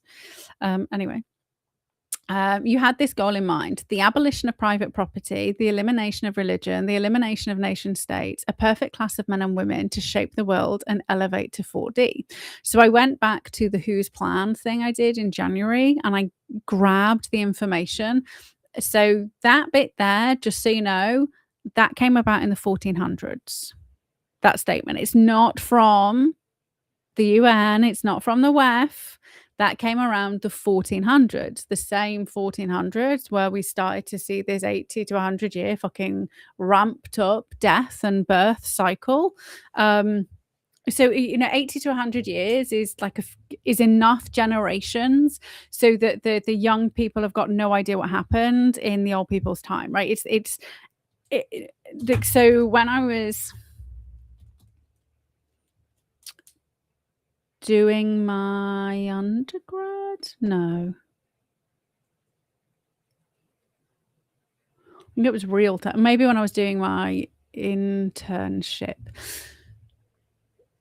We know third generation benefits, they ain't coming off them because it's now that's the way of life. So they can't break the cycle, that's it. So you only need 3 generations for something to become the norm. But yeah, so abolition of private property, elimination of religion, elimination of nation states, perfect class of men and women to shape the world and elevate to 4Ds from the 1400s. It was from an ancient, it's from a you call them the Illuminati now, but it's like one of those kind of secret societies. That's what they decided they wanted. Okay, so I put that in there. You also have the belief that after 2000, the world as we know it will end unless you destroy the earth with nuclear weapons, reduce the human population, retardation of technology and economy. And retardation just means like slowing down, reversal, elimination of meat from the human diet, strict control of human reproduction, total commitment to preservation of earth, paradigm shift in the evolutionary consciousness of man. And again, this is not from the UN agenda. This predates it by a few decades, right? And you plan to use these methods to bring it about. Nuclear weapons, bubonic plague, which attacks the immune system, rendering a vaccine impossible, which is introduced through the vaccine, prophylactic given to the elite, and the cure given to the survivors when enough people have died. Natural disasters, a war, civil and world, the Messiah, randomly, extraterrestrials, and economic collapse. Those came from Behold a Pale Horse, so William Milton Cooper. Right. So again, predates the UN's Sustainable Development Goals. So based on what's happened in the last 2,000 years since the birth of Jesus, but going back 3,600 years, if you can you spot these things being used to bring about societal changes or narrative shifting? And in the present day cycle, can you pinpoint events which align with this being the case being used, following the ebb and flow of the elliptical spring-winter pattern? So rather than events we've witnessed being natural, what if they were in fact coordinated and directed? Like, Grok literally says, "Oh, it's funny how you kind of brought this stuff up, but because it really aligns with the UN Sustainable Development Goals." And I was just like, actually, this predates it by a lot, because it's actually, and I kind of drop the last bit was from Bill Cooper. The first bit is from I can't remember the name of the fucking secret society. I was like, that's from the 1400s, so it's not. Which then furthers my case that I tracked these fucking, and similar sort of stuff was on the Georgia Guidestones. Remember that got blown up? So it's like I tracked it back using sleuthing on the internet, down rabbit holes, following like freaking random links, and a great place to find information, just so you know. It's always worth watching YouTube videos and then going through the comments while you're watching the video, because that's where I used to find out like real key little snippets of information. 99% of the time it was never in the podcast or what I was watching.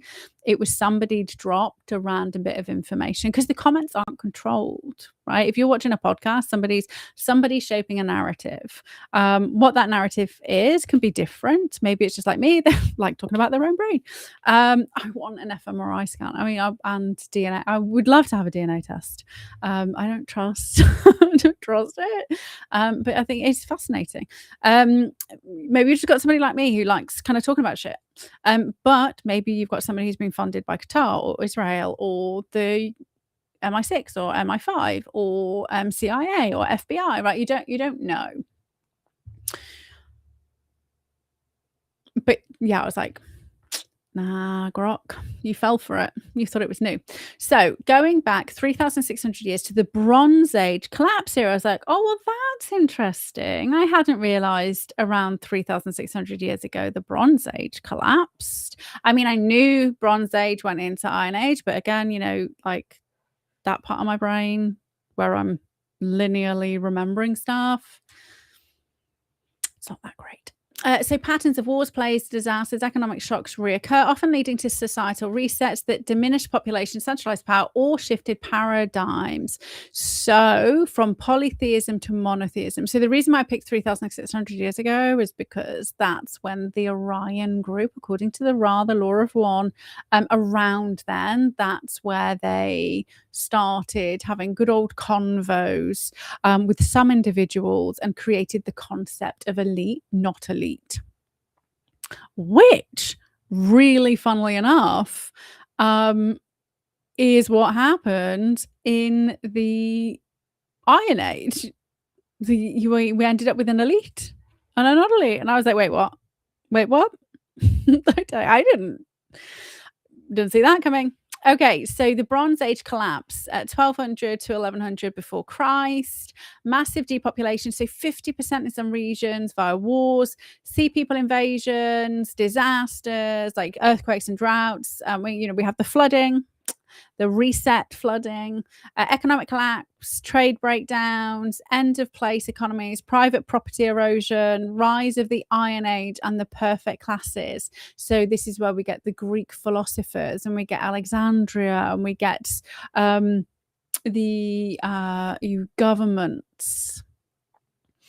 So spring renewal in Greek city-states, reducing nations to polis. So then we have the Roman Empire cycles, 1st century, so BC,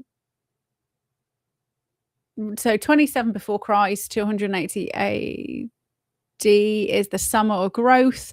So expansion under Augustus, but subtle population control. So infanticide laws, meat rationing in cities. I mean, like back in the Roman age, they were following this plan that I'd only tracked back to like 1400s.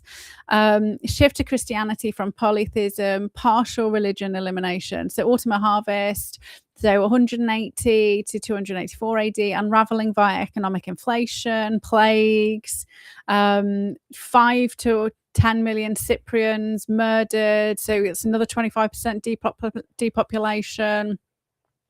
Then, death, 284 to 476 AD, sorry.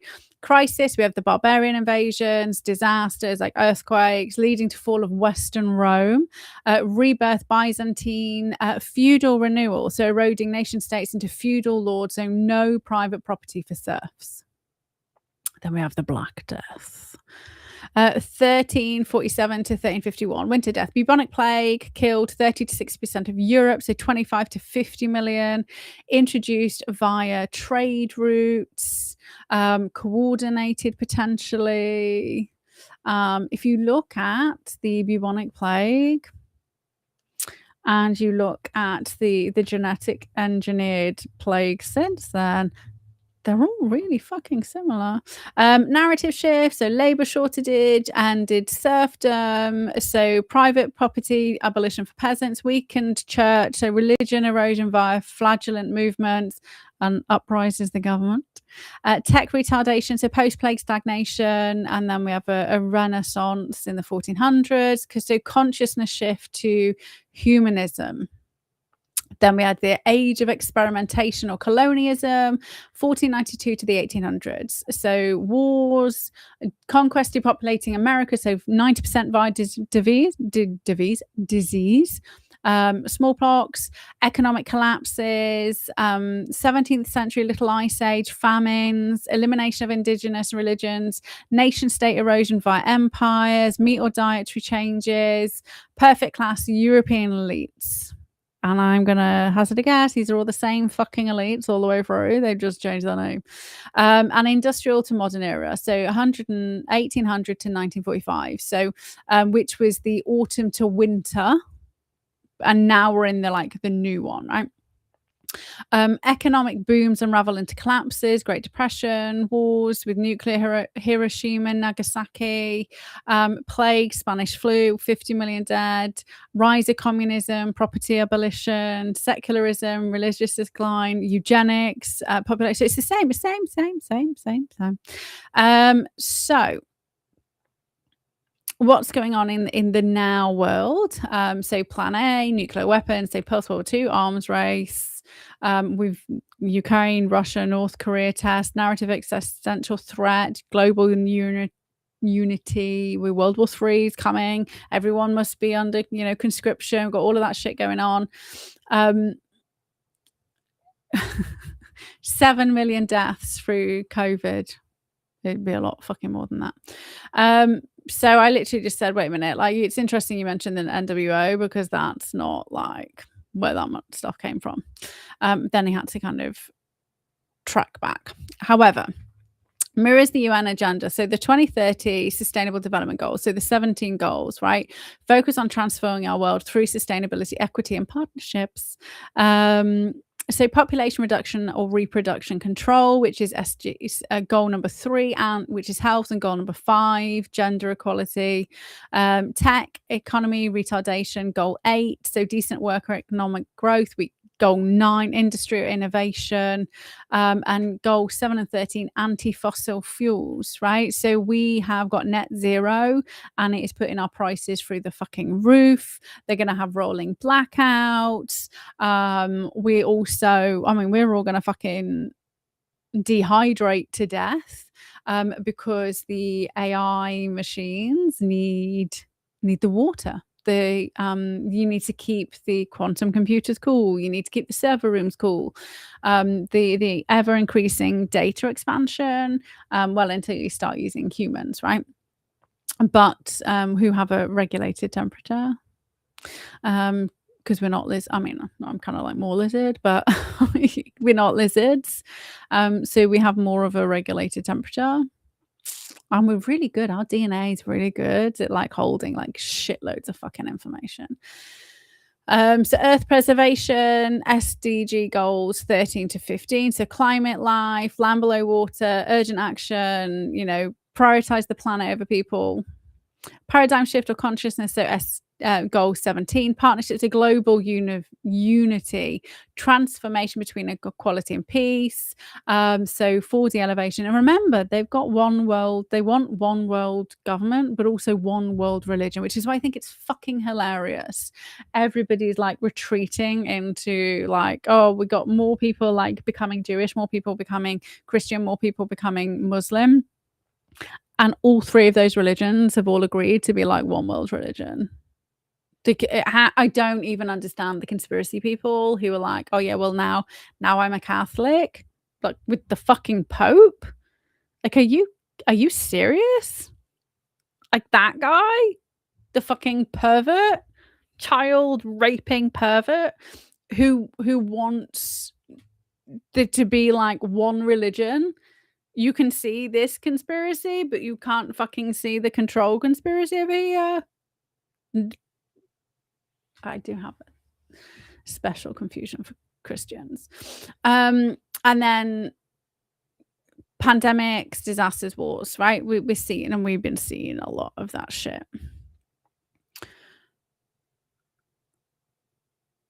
So 1945, right? So this is our spring and renewal. So they're ushering in the new ones. UN founded 1945, global unity, summer growth expansion, tech boom, but retardation via regulation. So I always wondered, okay, but why did they have the internet like the 40s and 50s? I mean, well, okay, like if the Nazis were on the moon, colonizing the moon, like during World War II, right? Pre-World War II. I'm pretty sure it was pre-World War II. So we had like phenomenal tech, like Tesla tech, all of that shit. And it wasn't until like the late 2000s we get like proper mobile phones. There was a Vodafone advert the other day where the first Vodafone mobile phone was 1984. So why did it take? I think I was 16 when I got my first 402. So why did it take 16 years to go from that stupid car phone thing to the 402? And then now look at what we've got, right? Why did it take such a long time for us people to go from black and white telly to colour telly? And then also, let's not forget that actually they had FaceTime and shit like that, like pre-World War One, pre-World War Two. Like this documented in the Smithsonian. People were talking to people through TVs, like the TV versions of like they had that. So what happened, right? So they regulated, destroyed, got rid of, diverted people's attention, murdered people, and then pushed everything back. Why did they push everything back? Is because they had to regroup, right? Shit didn't work. Because try again, try again. That's what's going on. Then reproduction control, so the pill, right? And we had all the population conferences, autumn and harvest, so economic globalization, the wars, depopulate, test tech, Messiah, ET narratives. I mean, that's coming around again. Financial crash, 2008, but also kicked off by September 9/11. Didn't we say that they reckoned Jesus' birthday was like September the 11th? What a great day to usher in like the death of Christianity. I mean, I'm just saying. If coordinated, it's a millennia-long arc Bronze Age collapse as the early winter that reset, right? Oh, and then I asked, well, what about aliens? But no, I didn't. I was actually asking whether the same pattern occurs in other intelligent life forms, but I wasn't meaning aliens. I was kind of thinking like dolphins. They were like mammals on Earth, and he was just like, "Oh yeah, well, what about? We don't really know about aliens." And I was like, "Wait, what?"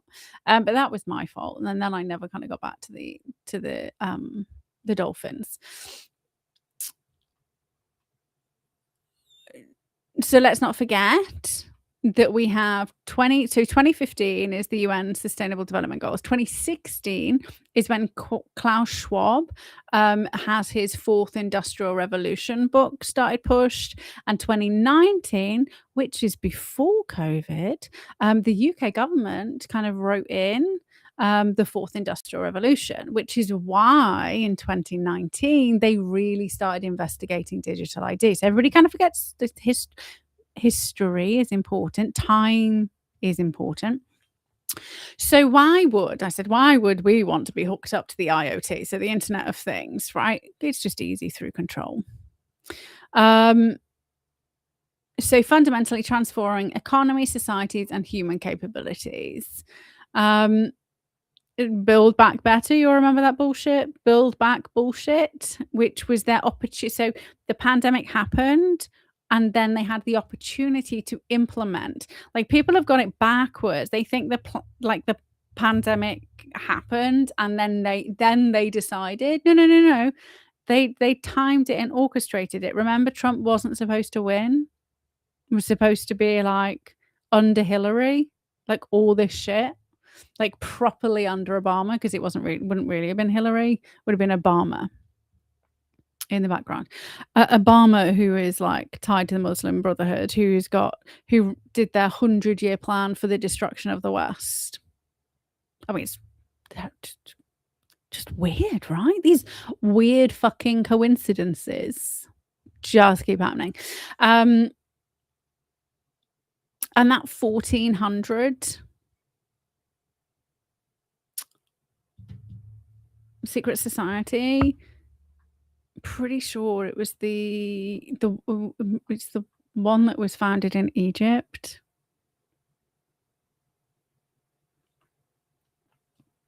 I really can't remember the name. I thought I'd kind of got it. But yeah, so they played the long game. Anyway,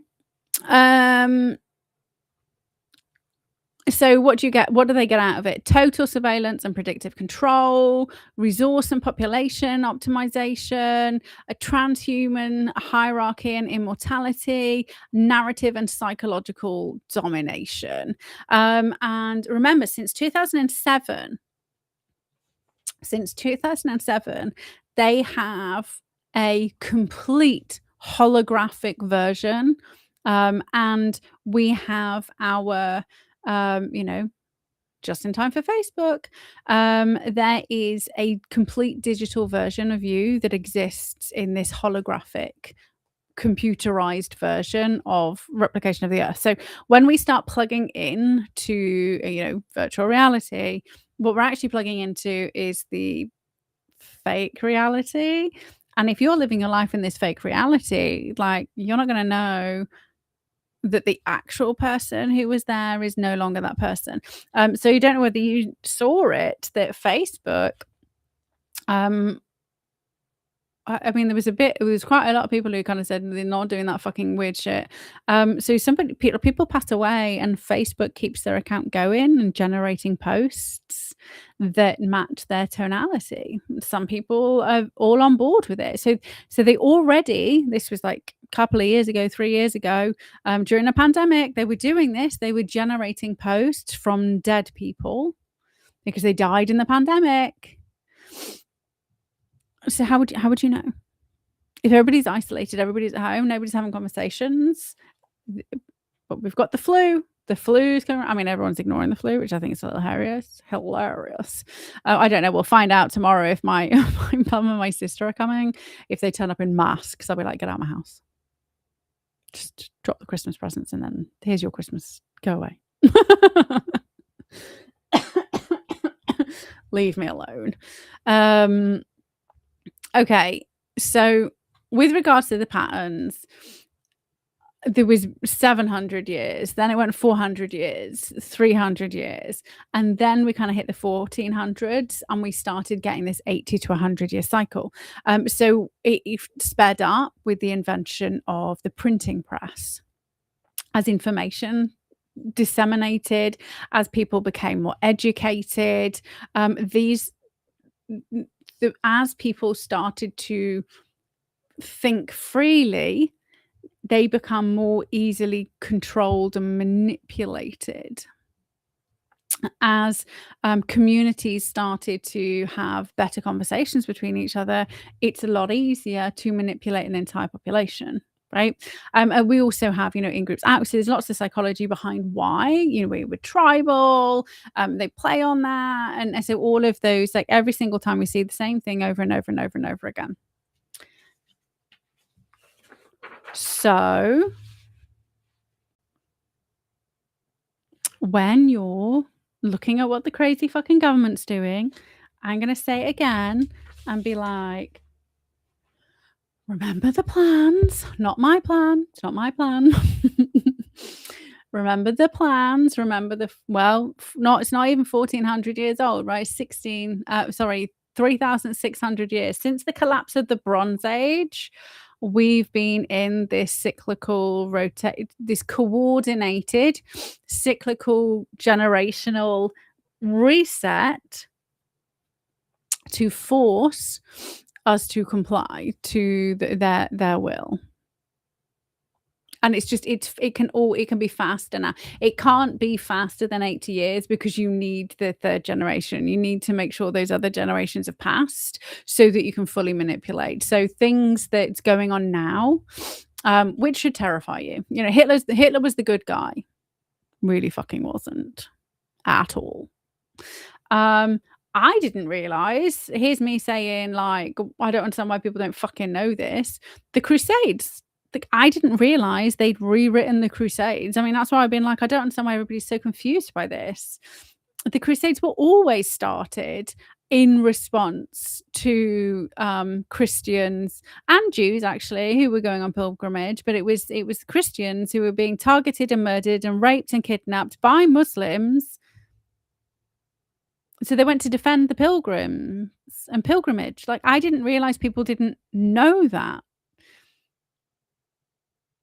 Like, I'm not even like 80. So that got shifted because I was taught that. But also I think I knew that from we had history books and we were taught history like outside of school, like in the house. My dad, we used to watch lots of back then, BBC documentaries and time. What was that time? They used to do like archaeological digs and stuff. So we had a lot of that type of stuff would be on in the home. So history was something that was, I mean, I fucking loved it. And my eldest sister wanted to be an archaeologist. I mean, she's a fucking history teacher now, and she believes some of the crazy history shit. But I didn't realize people didn't know that about the Crusades. So it's crazy how we can have these multiple lines of people. Like, so you can literally be sat next to somebody who's around your age and they do not have the same historical understanding as you. I mean, we know that because that's where you get like insane people, and they can be older and insane. I think some of it's shocking. But Hitler wasn't a good guy. He was being funded by Wall Street. He was a fucking drug addict. Was a narcissistic, a pedophile,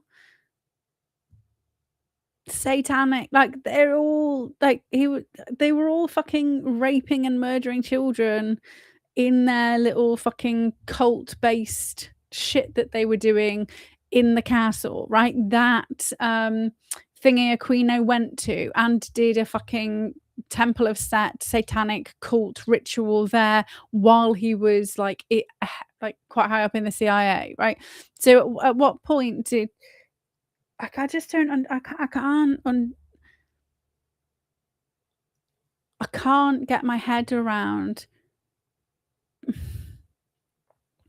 I was gonna say I can't get my head around people cherry picking history, but they're cherry picking history to fund and push a narrative, right? But so the thing that just makes me laugh like hysterically, I mean, and then you want to cry, right? Everybody pushing the Jews did it.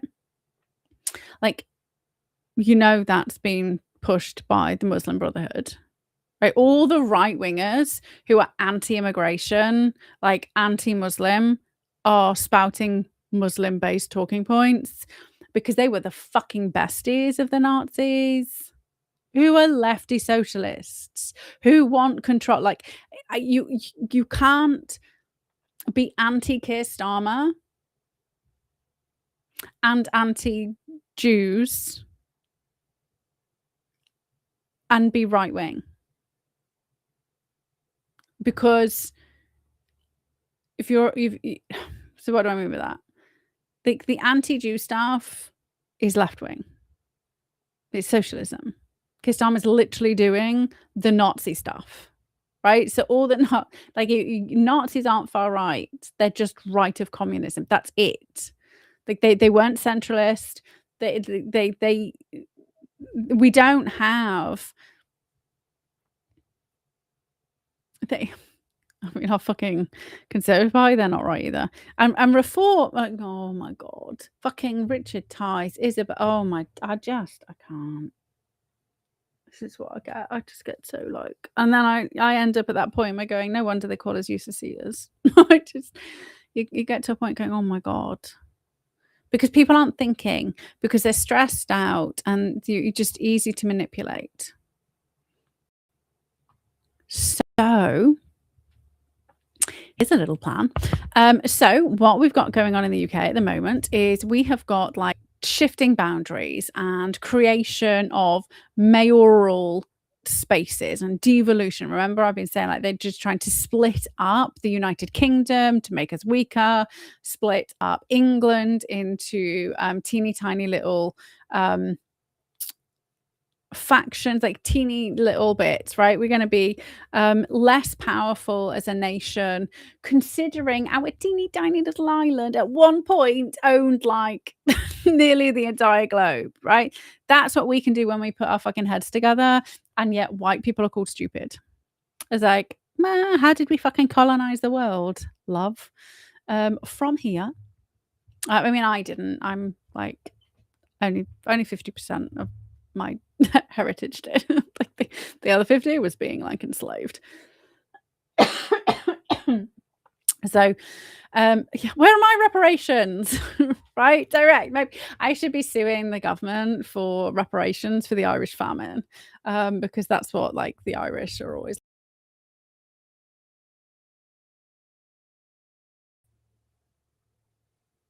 Am I back? I think I'm back. Talking about Irish famine reparations. I deserve some. Where's mine? My ancestors were slaves. Where's my money? My other side of the ancestors, they saved the Black Prince from being murdered and was promoted from squire to knight. But we don't access that well, so I'm not elite in any way, shape, or form. But just if it's in the Doomsday Book, even. Okay, so at the moment, they are saying that they're not going to be these mayoral elections. Just dodgy as fuck. There has been multiple petitions calling for a general election, and they keep ignoring it and saying, oh no, well, we've already had one, we don't want to destabilize, there's lots of shit that's going on, we have to kind of keep it. They already cancelled some local elections and they've pushed them back. So at the moment what we have is Starmer, who is just refusing to relinquish power. Why? Because he's going to fucking lose. So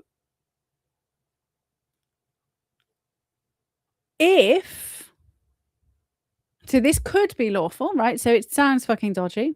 I mean, it is dodgy. So as long as they're not violating fundamental rights under the Human Rights Act, which is the right to a vote, right? We have the right to democratic vote. Which, if those areas, and there's enough evidence that those areas would swing reform or swing away from the Labour Party, it could be argued that that's what's happening, is that those people are not allowed their vote, then it's unlawful.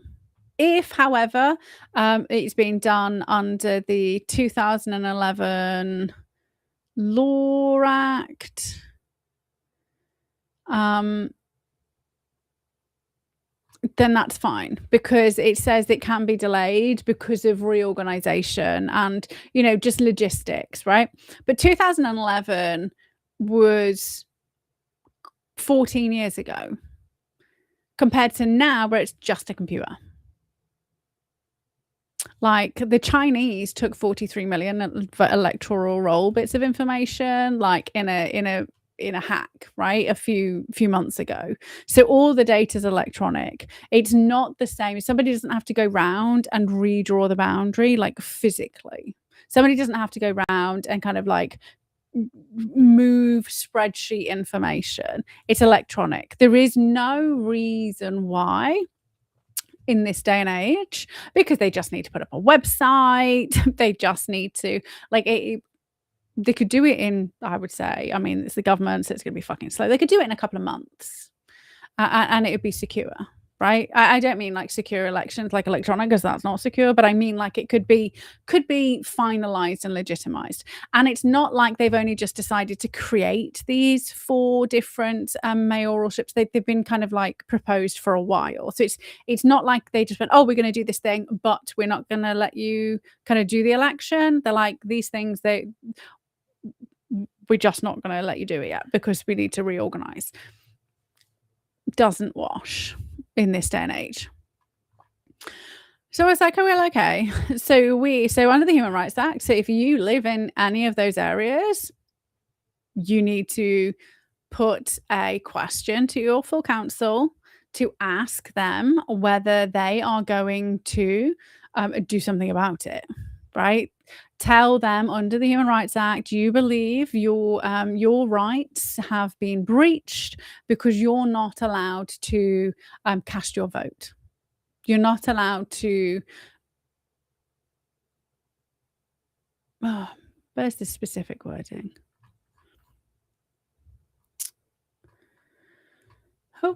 Oh, it went back up to the top. That was weird.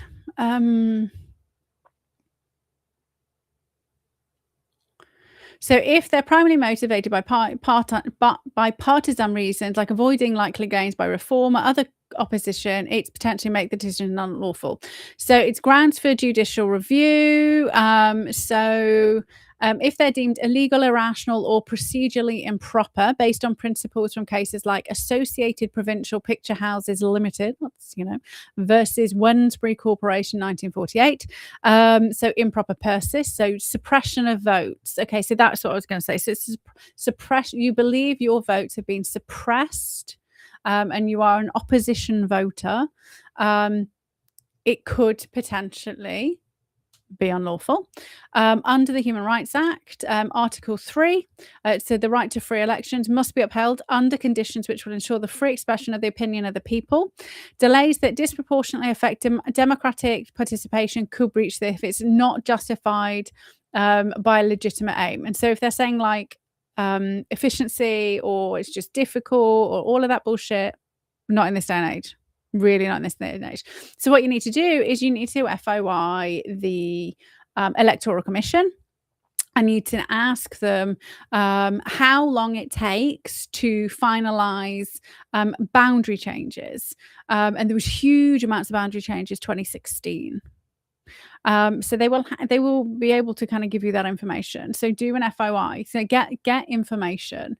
If you are... What else could you ask the Electoral Commission? You could ask them how many man hours would it take? And just so you know, the Electoral Commission have kind of said this is dodgy as fuck. Not in those exact words, but that's what they've kind of come out and said. This is dodgy as fuck. Lib Dems have also come out and said it's dodgy. The Conservatives are like, I mean, it seems a bit odd, but like it makes sense if it takes them a while. Yeah, no, doesn't take them a while. So you need to go to the Electoral Commission and ask the numbers. How long does it take? Tell them I'm in XYZ ward. I would like to know, the government's just said this. I want to know based on previous boundary reviews, bearing in mind the technological advancement of today. like, how long did it take before? With how things work nowadays, how long is it likely to take? You know, your best estimate, just as a rough, like a minimum and a maximum potentially based on the technology, based on everything that you have, right? Bearing in mind, if it's going to take them over 20 hours, they won't do it. But the Electoral Commission have come out saying this is dodgy as fuck. So they would be poised. They would be motivated to do it, right? They're obviously on the side of the people with this already. So go and FOI them and find that information out, because when you kind of I mean, ask your question to the council as well, but just be careful. I wouldn't do it for like the next meeting, because it can take like a month or so for the Electoral Commission to come back to you, and you want to make sure you've got some kind of numbers. So maybe just like keep it on the back burner and figure out what your question is. But your question could be along the sides of, you know, are you going to you know, petition the government to make sure that we get an opportunity to vote? Because I don't know, in Telford I had to have like less than 50 words. By the way, the petition I started, still not active. Also, I haven't had a response from my council, but they've probably gone on holiday. So that's what happens. Or they're just ignoring me, one of the two. So what is interesting is somebody else in my area, they contacted them about something else. They contacted the leader of the council directly, and the leader of the council said it's not in our basically it's not in our wheelhouse. I was like, that's interesting. So Telford Council are already suggesting that they're not interested in I was just seeing if anything came today. It hasn't come today. Telford Council are already kind of saying that they're not interested in pursuing the digital ID shit, which I knew they wouldn't, because they are Labour. But that's fine. They're ignoring me at the moment. So I'll get somebody else to kind of do it, get multiple people to do it. But it's only kind of phase one. Anyway. So yeah, so Liberal Democrats have already said that they've raised the human rights angle.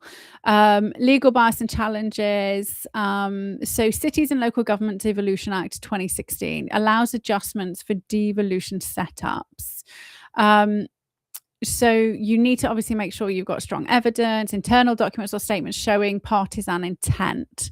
So 2019 Supreme Court ruling against Bojo's prorogation of Parliament, which was deemed unlawful because it frustrated democratic processes. If polling data or expert analysis demonstrates likely reform gains, then it bolsters the case. But the courts would need proof of motivation. So you need to do some FOIs with regards to conversations. You need to find out what you need to kind of do a bit of digging. So then I was like, okay, well, if you were a disenfranchised, what did I say? So the government have had, because it was like, you know, start a petition. I was like, yeah, they're just ignore. They're not even allowing you to set up the fucking petitions nowadays. They ignore protests, and we saw that through COVID. Lobbying doesn't work if your MP ignores you, right? So that's literally the place I'm at. Like I am at a place where I am exhausting the obvious routes, lawful non-violent routes, right, that we have. So basically, they can lawfully just ignore you.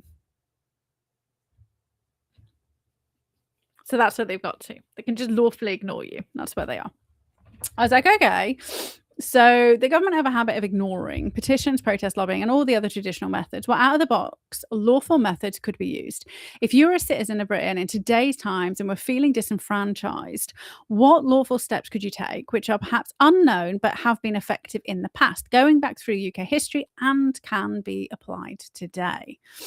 So first, mass coordinated freedom of information requests. So FOI requests, right? So flood relevant departments, Ministry of Housing, communities, local government for election delays.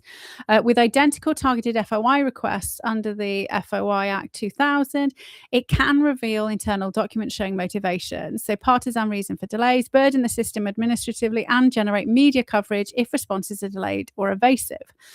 It's lawful as long as requests are genuine and not vexatious. Modern twists use online platforms or apps to coordinate thousands simultaneously. So groups like What Do They Know, and I've used What Do I Know a few times, What Do They Know, sorry, facilitate this. If evidence emerges of impropriety, it strengthens judicial reviews.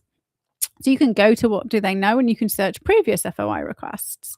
So I advise you to, if you're in that area, you can use an AI and be like, what kind of things should I FOI? Where should I FOI? Which administrations? But keep your FOI request to one specific thing. Otherwise, they'll say no because it's going to be more than 20 hours.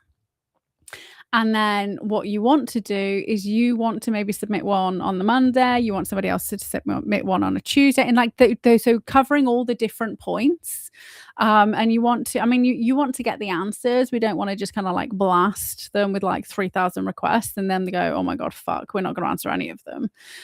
So do it. And just so you might like do one to housing and communities on Monday. And then on Tuesday, you do one to, another department, and somebody does the other department on Monday, and then housing communities on Tuesday, whatever it is. But so ask the AI, like, I want to know these things, like but go to What Do They Know as well and double check is it there. Do you just need to ask a follow-up? Crowdfund, litigation, so crowd justice, so legal challenges, shareholder activism, and economic pressure. I was like, this sounds interesting. So if government policies involve publicly traded companies, so those tied to devolution funding or infrastructure, buy shares and then propose resolutions at AGMs to demand transparency or ethical changes. I was like, that's interesting. Or organise consumer boycotts of services linked to governments, for example, avoiding certain privatised utilities, even if they're seen as complicit. So this is protected under company law, and free speech rights have been used by activists to influence policy indirectly. I was like, never even considered that, right? Because I'm not. So the left are being funded and organised. So groups like Palestinian Action, so that Palestinian Action are doing the fucking hunger strikes at the moment, right? And we've got fucking MPs bending over backwards to get. I do not agree with people being on remand. You should only be in prison once you're charged. I do think that is a breach of the Human Rights Act, and I thought that exact same thing with Julian Assange wasn't even charged. He wasn't convicted, but he actually wasn't even charged of a crime. These people have been charged of a crime, and they are Palestine Action is a violent group that has been deemed a terrorist organization, right? So actually everything that's happening is lawful. The laws were in place and they broke the law. Like even the people so they could plead not guilty. They probably have pled not guilty. Anyway, so that's all been funded by Qatari money. So it's organized and orchestrated and all of that shit. But they're not, by the way, they're not even hunger striking. They're doing like intermittent fasting, which is why they've been going 46 days without nobody dying. So they might be losing weight, but they're doing intermittent fasting. They're calling it rolling hunger strike by so I'm not going to eat for 12 hours. And then I'll eat something, and then I won't eat for 12 hours. So it's like, all right, okay. Yeah. I did that for months. I wasn't on hunger strike. I was just trying to trigger autophagy in my cells. So anyway, the skin will look great for it.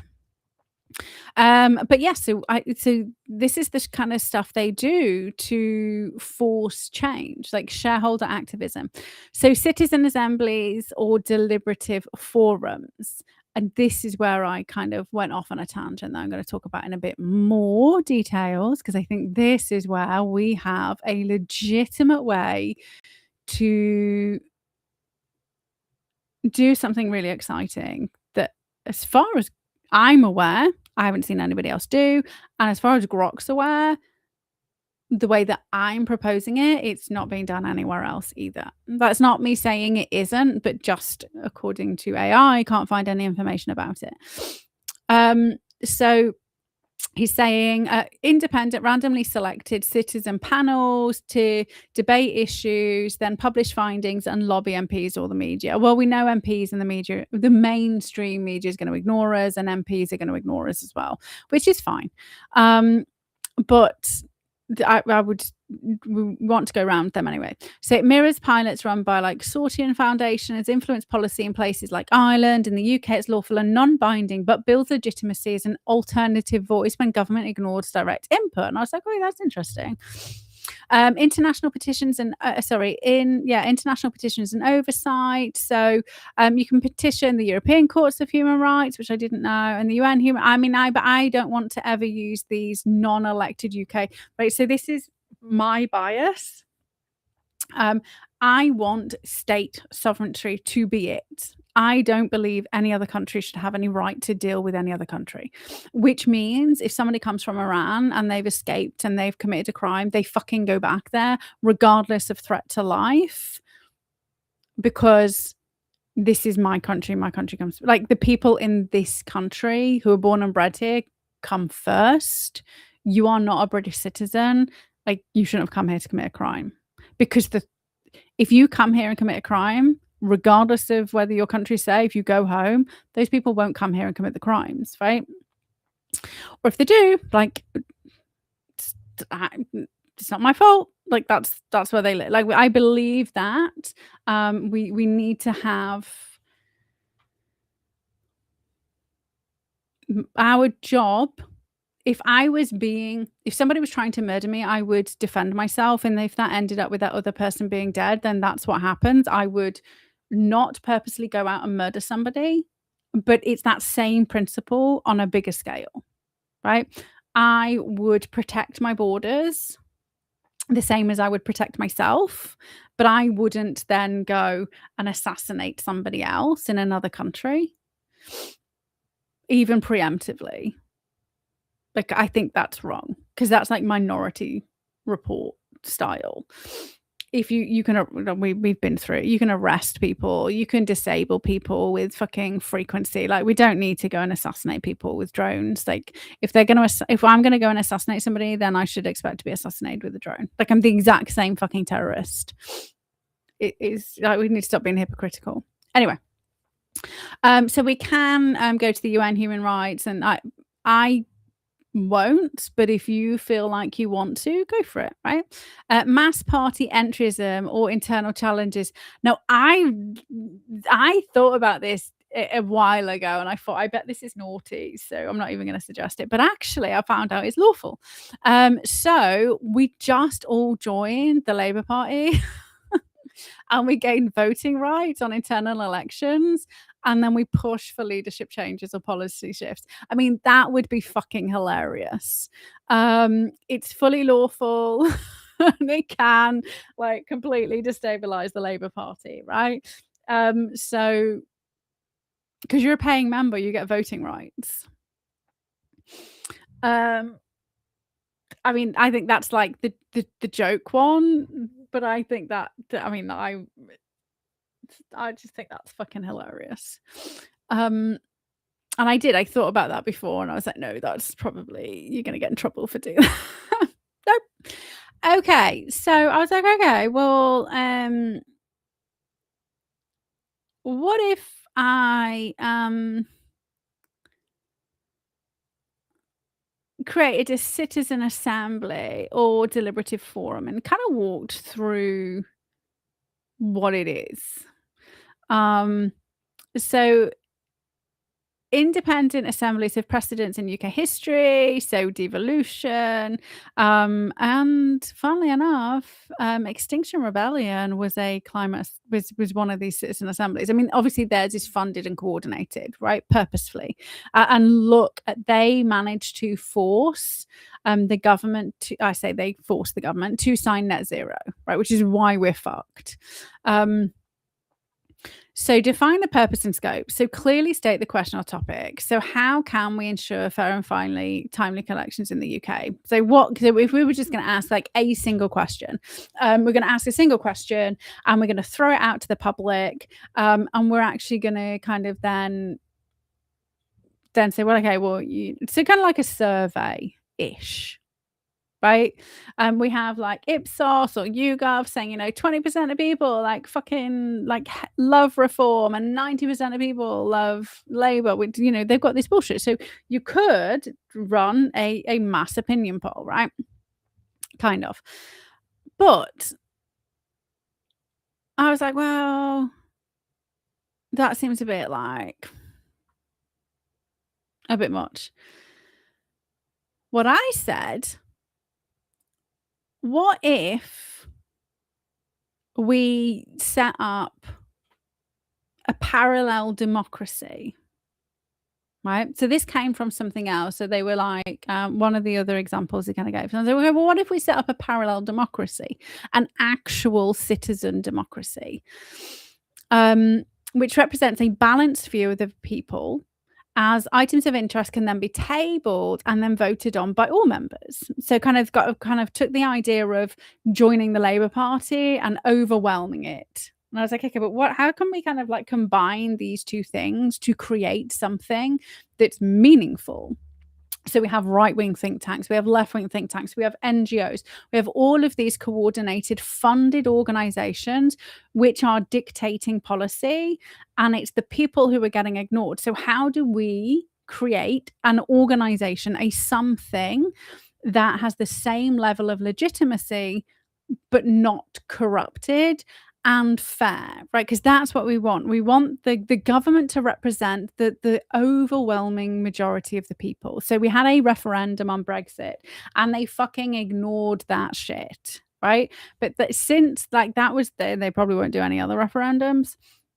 But that they actually threw a question to the public. Other than that, you pick the best of the bad bunch based on their manifestos, right? And then they just completely ignore that shit and they create other stuff.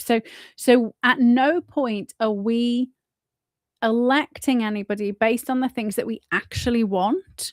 And when we try to get change through judicial review, through petitions, through protests, through all of those potentially legitimate, actual lawful means, we just get ignored. So we need to find a way to legitimize our concerns. So we create a citizen democracy, a parallel democracy, which represents the balanced view of the people as items. Yeah, I said that. So it could be free it's free to be a member, but you have to prove UK status, right? So it has to be UK member, like UK only, right? It can't be outside of the UK because we have to make sure we're safeguarding against foreign influence, right? Which would be potentially linked to social media accounts, because social media will show location, will show, maybe you've got family. Like you could have moved to America, you can still be part of it if you're a British citizen, still like UK citizen, right? And then we can have conversations, we can have like debates. So kind of like the Oxford Union, supposed to be like a debate between different viewpoints, and then you find a happy medium, right? That's not what happens in our government at the moment at all.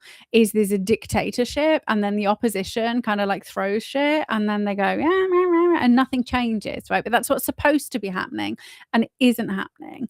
And when we get all the views in the room, then you get an opportunity to see it from everybody's perspective. And then you go, actually, I really like that idea, but I kind of am a bit worried about that, to be fair. But when you have open dialogue, you have a far better and robust plan, right? And everybody gets their say, and then people vote, right? Based on like if everybody gets an opportunity to hear everybody's side of a point of view, everybody's going to be able to make people will still be biased, right? You still have your internal bias, but you're less likely to live in an isolated bubble where the other point of view is not even discussed. And you'd have to discuss everything, right? So could you imagine if we had this during COVID and we had fucking jabbers versus non-jabbers who brought the science? how many of the non-extreme individuals who would have then been able to see something other than mainstream? And I know we get shut down and shit like that. It's fine, because you wouldn't always have to be online, right? It's because if you have a network, you can have emails, email conversations, social media conversation, local conversations, newsletter, like actual physical, like light paper. They do a free print newspaper. The money stuff. I'll get to that in a second. Okay. But that is also an equal number of political affiliation. So what do I mean by this? If you have 4 people who they align with reform, then no more reform can join until you've got 4 Conservative, 4 Green, 4 Lib Dems. And I know it'll be like proportional based on like percentage wise, right? So, reform is huge, Green's quite small, so it might be like 4 to no more reforms until like at least 1 more smaller party person joins. So there would be a wait list with an aim to really even out the conversation. And just because you're not so you can still be part of it, but you just don't have like voting rights. So the voting right is proportionate to the number of people like from all the different political spectrums. And you could check, so you wouldn't have question time audience has got plants, has got fake people in, right? So you could just go and check their social media, and you wouldn't need to, right? You can just remember I showed you, like you can just plug somebody's X into Grok and be like, okay, so which political leaning is this person, right? So that's free information. We wouldn't be breaching any GDPR. We wouldn't be doing anything. You wouldn't do it scraping. Just somebody who was responsible for kind of like saying yay or nay would, hello AI, please could you tell me this person says that they are left leaning, can you just double check based on their social media? Do their viewpoints align? And then if it says no, they're right wing, we can kind of respond to them and they can have the printout, right? So people getting up, it's like it's not about punishing people, it's about being true to what a democracy should be. It should be a representation of all viewpoints, and then the majority are the ones that moves forward.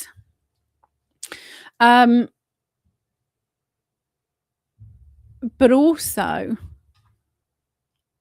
it would need to be free, because we'd need to avoid the paid influence, right? Which is why you then go, okay, well, so people would just have to want to be part of it, like, so I mean, you could spread it really quickly. You could approach podcasts from every single sphere, right? YouTubers from every single spectrum. So we've got this idea, we really want to create a citizen parallel democracy because we're not being heard. Nobody's being heard right now, regardless of where you fit. Like, this is why the membership at the Labour Party membership is like fucking disintegrating. Nobody's being heard because they're all moving towards the UN agenda, right? Regardless of who you are. So we'd be able to kind of get it up and running pretty swiftly, but it would require people actively committing to, I don't know whether your membership, it as part of voting rights, you have to do like 4 hours a year to help. Like, it wouldn't even like have to be lots, you might just be, maybe you love doing like podcasts. So you're going to go on a podcast and you're going to kind of talk about the idea and the concept, and why it's being done and how people can get involved. Maybe you run a printing company and you're like, hey, do you know what? Like, I'm going to kind of donate some paper, right? So it'd have to be like, well, we'd have to be really careful. But also, if we don't have money exchanging hands, we wouldn't have to kind of worry about, like, bank accounts, treasury, like, all of that stuff. But we could hold, like, open debates, right? So we could hold, whatever question's going on, right? So we think about digital ID. We've just had 3 million people, who do not like the digital ID. We saw the petition, they did the debate, and they basically went, "We're gonna do it fucking anyway," right? So that is a clear example of actual cross-party anger at this for different reasons, that's fine. But again, the people are being ignored. So we could have that cross-party conversation, we could have conversation from all sides, we can then compile a report, and then we are the think tank, we are the NGO, we are the lobby group. And it's very difficult, if you have, like, I don't know, 1,000 members who are then all lobbying their MP and their councils and their local parishes, and because they are then turning up to the council meetings, right? Because at the moment we don't have, and if what you voted for loses, that's fine. You just don't be somebody who kind of goes to the council meeting that day or whatever. Somebody else can go. But at the moment, there's no actual factual record of what the British people want, because nobody's asking the British people. Teeny tiny little targeted groups are being isolated and pigeonholed, and the questions are we're being forced to answer questions that people do not give a shit about, and the questions that we want answered are being ignored. So, let me know what you think, but that doesn't require any conversation from anybody else. Like, as in, we don't need MPs, we don't need council, we don't need anything like that, and we could do it nationally really quickly. You have to find me on Telegram, probably the best way to get in touch. Or I know wherever you are on social media and watching, drop me a message. I'm a bit lazy on YouTube though. I don't see I don't see that I've had a comment because I don't go on it very much, other than this streams. Okay, and so lastly, we've got like 10 minutes. So forgiveness, because it's that time of year. So we mentioned before, and we did a quite a big thing on forgiveness. Tying back into brain cells, I know, and frequencies, right? So you are a energetic being. You are, where am I going with this? Okay, so you are an energetic being. So okay, we go all the here we go. We can go all the way back to the brain and tie it in. Look how cool this is. So we know time, place, and what, all stamped in the brain regions and the emotion, right? So if you're going to have to forgive somebody, chances are this is a big emotion, right? So big emotion has been targeted. I'm just reopening the brain.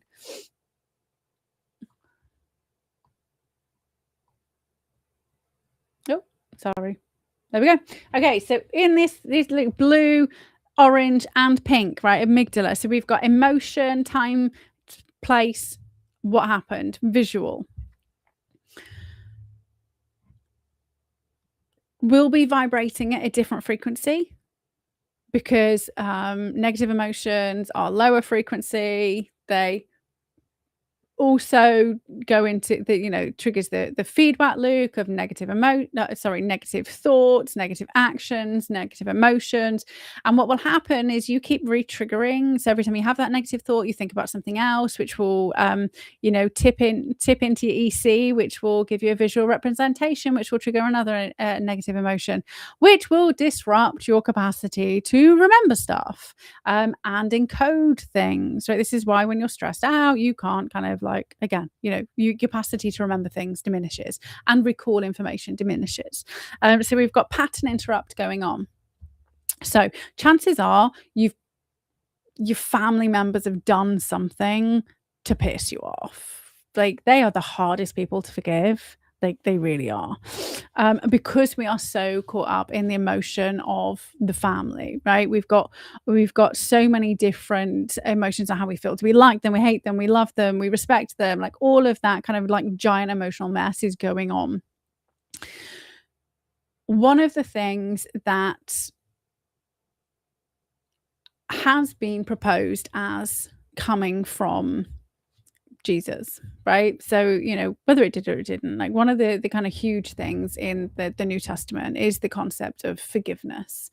And then when you kind of read the Rosicrucian stuff, which I highly recommend, it doesn't mean you kind of like believe all this stuff hook, line, and sinker, but you get these little threads. So the Rosicrucian stuff is really interesting, the way that it then talks about what it says Jesus really meant and goes into. So when you hold on to the fact that everything's energy, so we've got specific frequencies. If you are holding on to grudges and you are holding on to pain and past negative experiences, which are not happening right now, they are not physiologically outside of you, not happening right now, but yes, they are replaying inside your mind and triggering those negative experiences to recycle. So one of the things that came out of the Secret Teachings of Jesus, which was one of the Rosicrucian books that I read, how he was saying that if somebody's done something negative to me and I have latched onto that, I've then taken a portion of that guilt. Right? I have now adopted that negative. So we become interlinked with this negative feedback energy loop between me and my brain shit, but also that other person. So when you see them, you trigger that negative reaction. But also he's saying it kind of takes on karmic debt, and so it kind of feeds into all this other kind of stuff. And in order for you to make sure you don't come back next time round in a worse position, this kind of, this is where Buddhists kind of go as well. But I mean, they kind of put you like, oh yeah, you can be like a cockroach next time. Like you don't become unhuman, you just come back to clear your karmic debt, right? So rather than be faced with another lifetime of shit, use Christmas as an opportunity to let go. There is so much freedom, like you would not believe, from stepping out from behind the victimization of yourself because of a past experience. Maybe I'm so good at forgiving people because I've got an encoding issue. Maybe it's just like, oh, it's done. Actually, that is potentially. A lot of the time it just doesn't stick, right? Big stuff does because it's emotionally, right? It's emotionally charged, like negatively emotionally charged. But you can still get rid of the big stuff as well. But if you are going to, if you're dreading going to see your family, but you feel like you have, and if you feel like you have to see them, that's like a good indication there's some negative shit going on there. The last few years have been absolute hell. We've seen that they are bringing about an orchestrated collapse, like on purpose. In time, we've got 5 more years of this fucking slow decline before the culmination, and then we start to regrow. And this is where the 2046 kind of year then comes from. So that's when we will be out of the death phase, out of the kind of chaos and seed planting phase, and now we're starting to experience the new generation, like our new world order, not their new world order. But you have to collapse, then you have to, fucking the entire society needs to come down, but it doesn't need to come down on their terms. So the last few years have been horrific for the vast majority of people. While Jesus said, he's going to put mother against daughter, father against son, brother against sister. When we have division, we lose.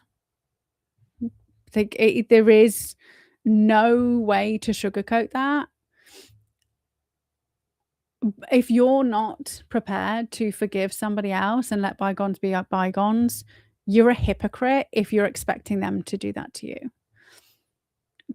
You don't need to, and you don't need your family, like, at all, right? If you don't want to be around them, if they're toxic, if they're horrific, I mean, I'm not forcing anybody to be in a emotionally violent household, a psychologically abusive household, right? Whether that is with a partner or with a family member.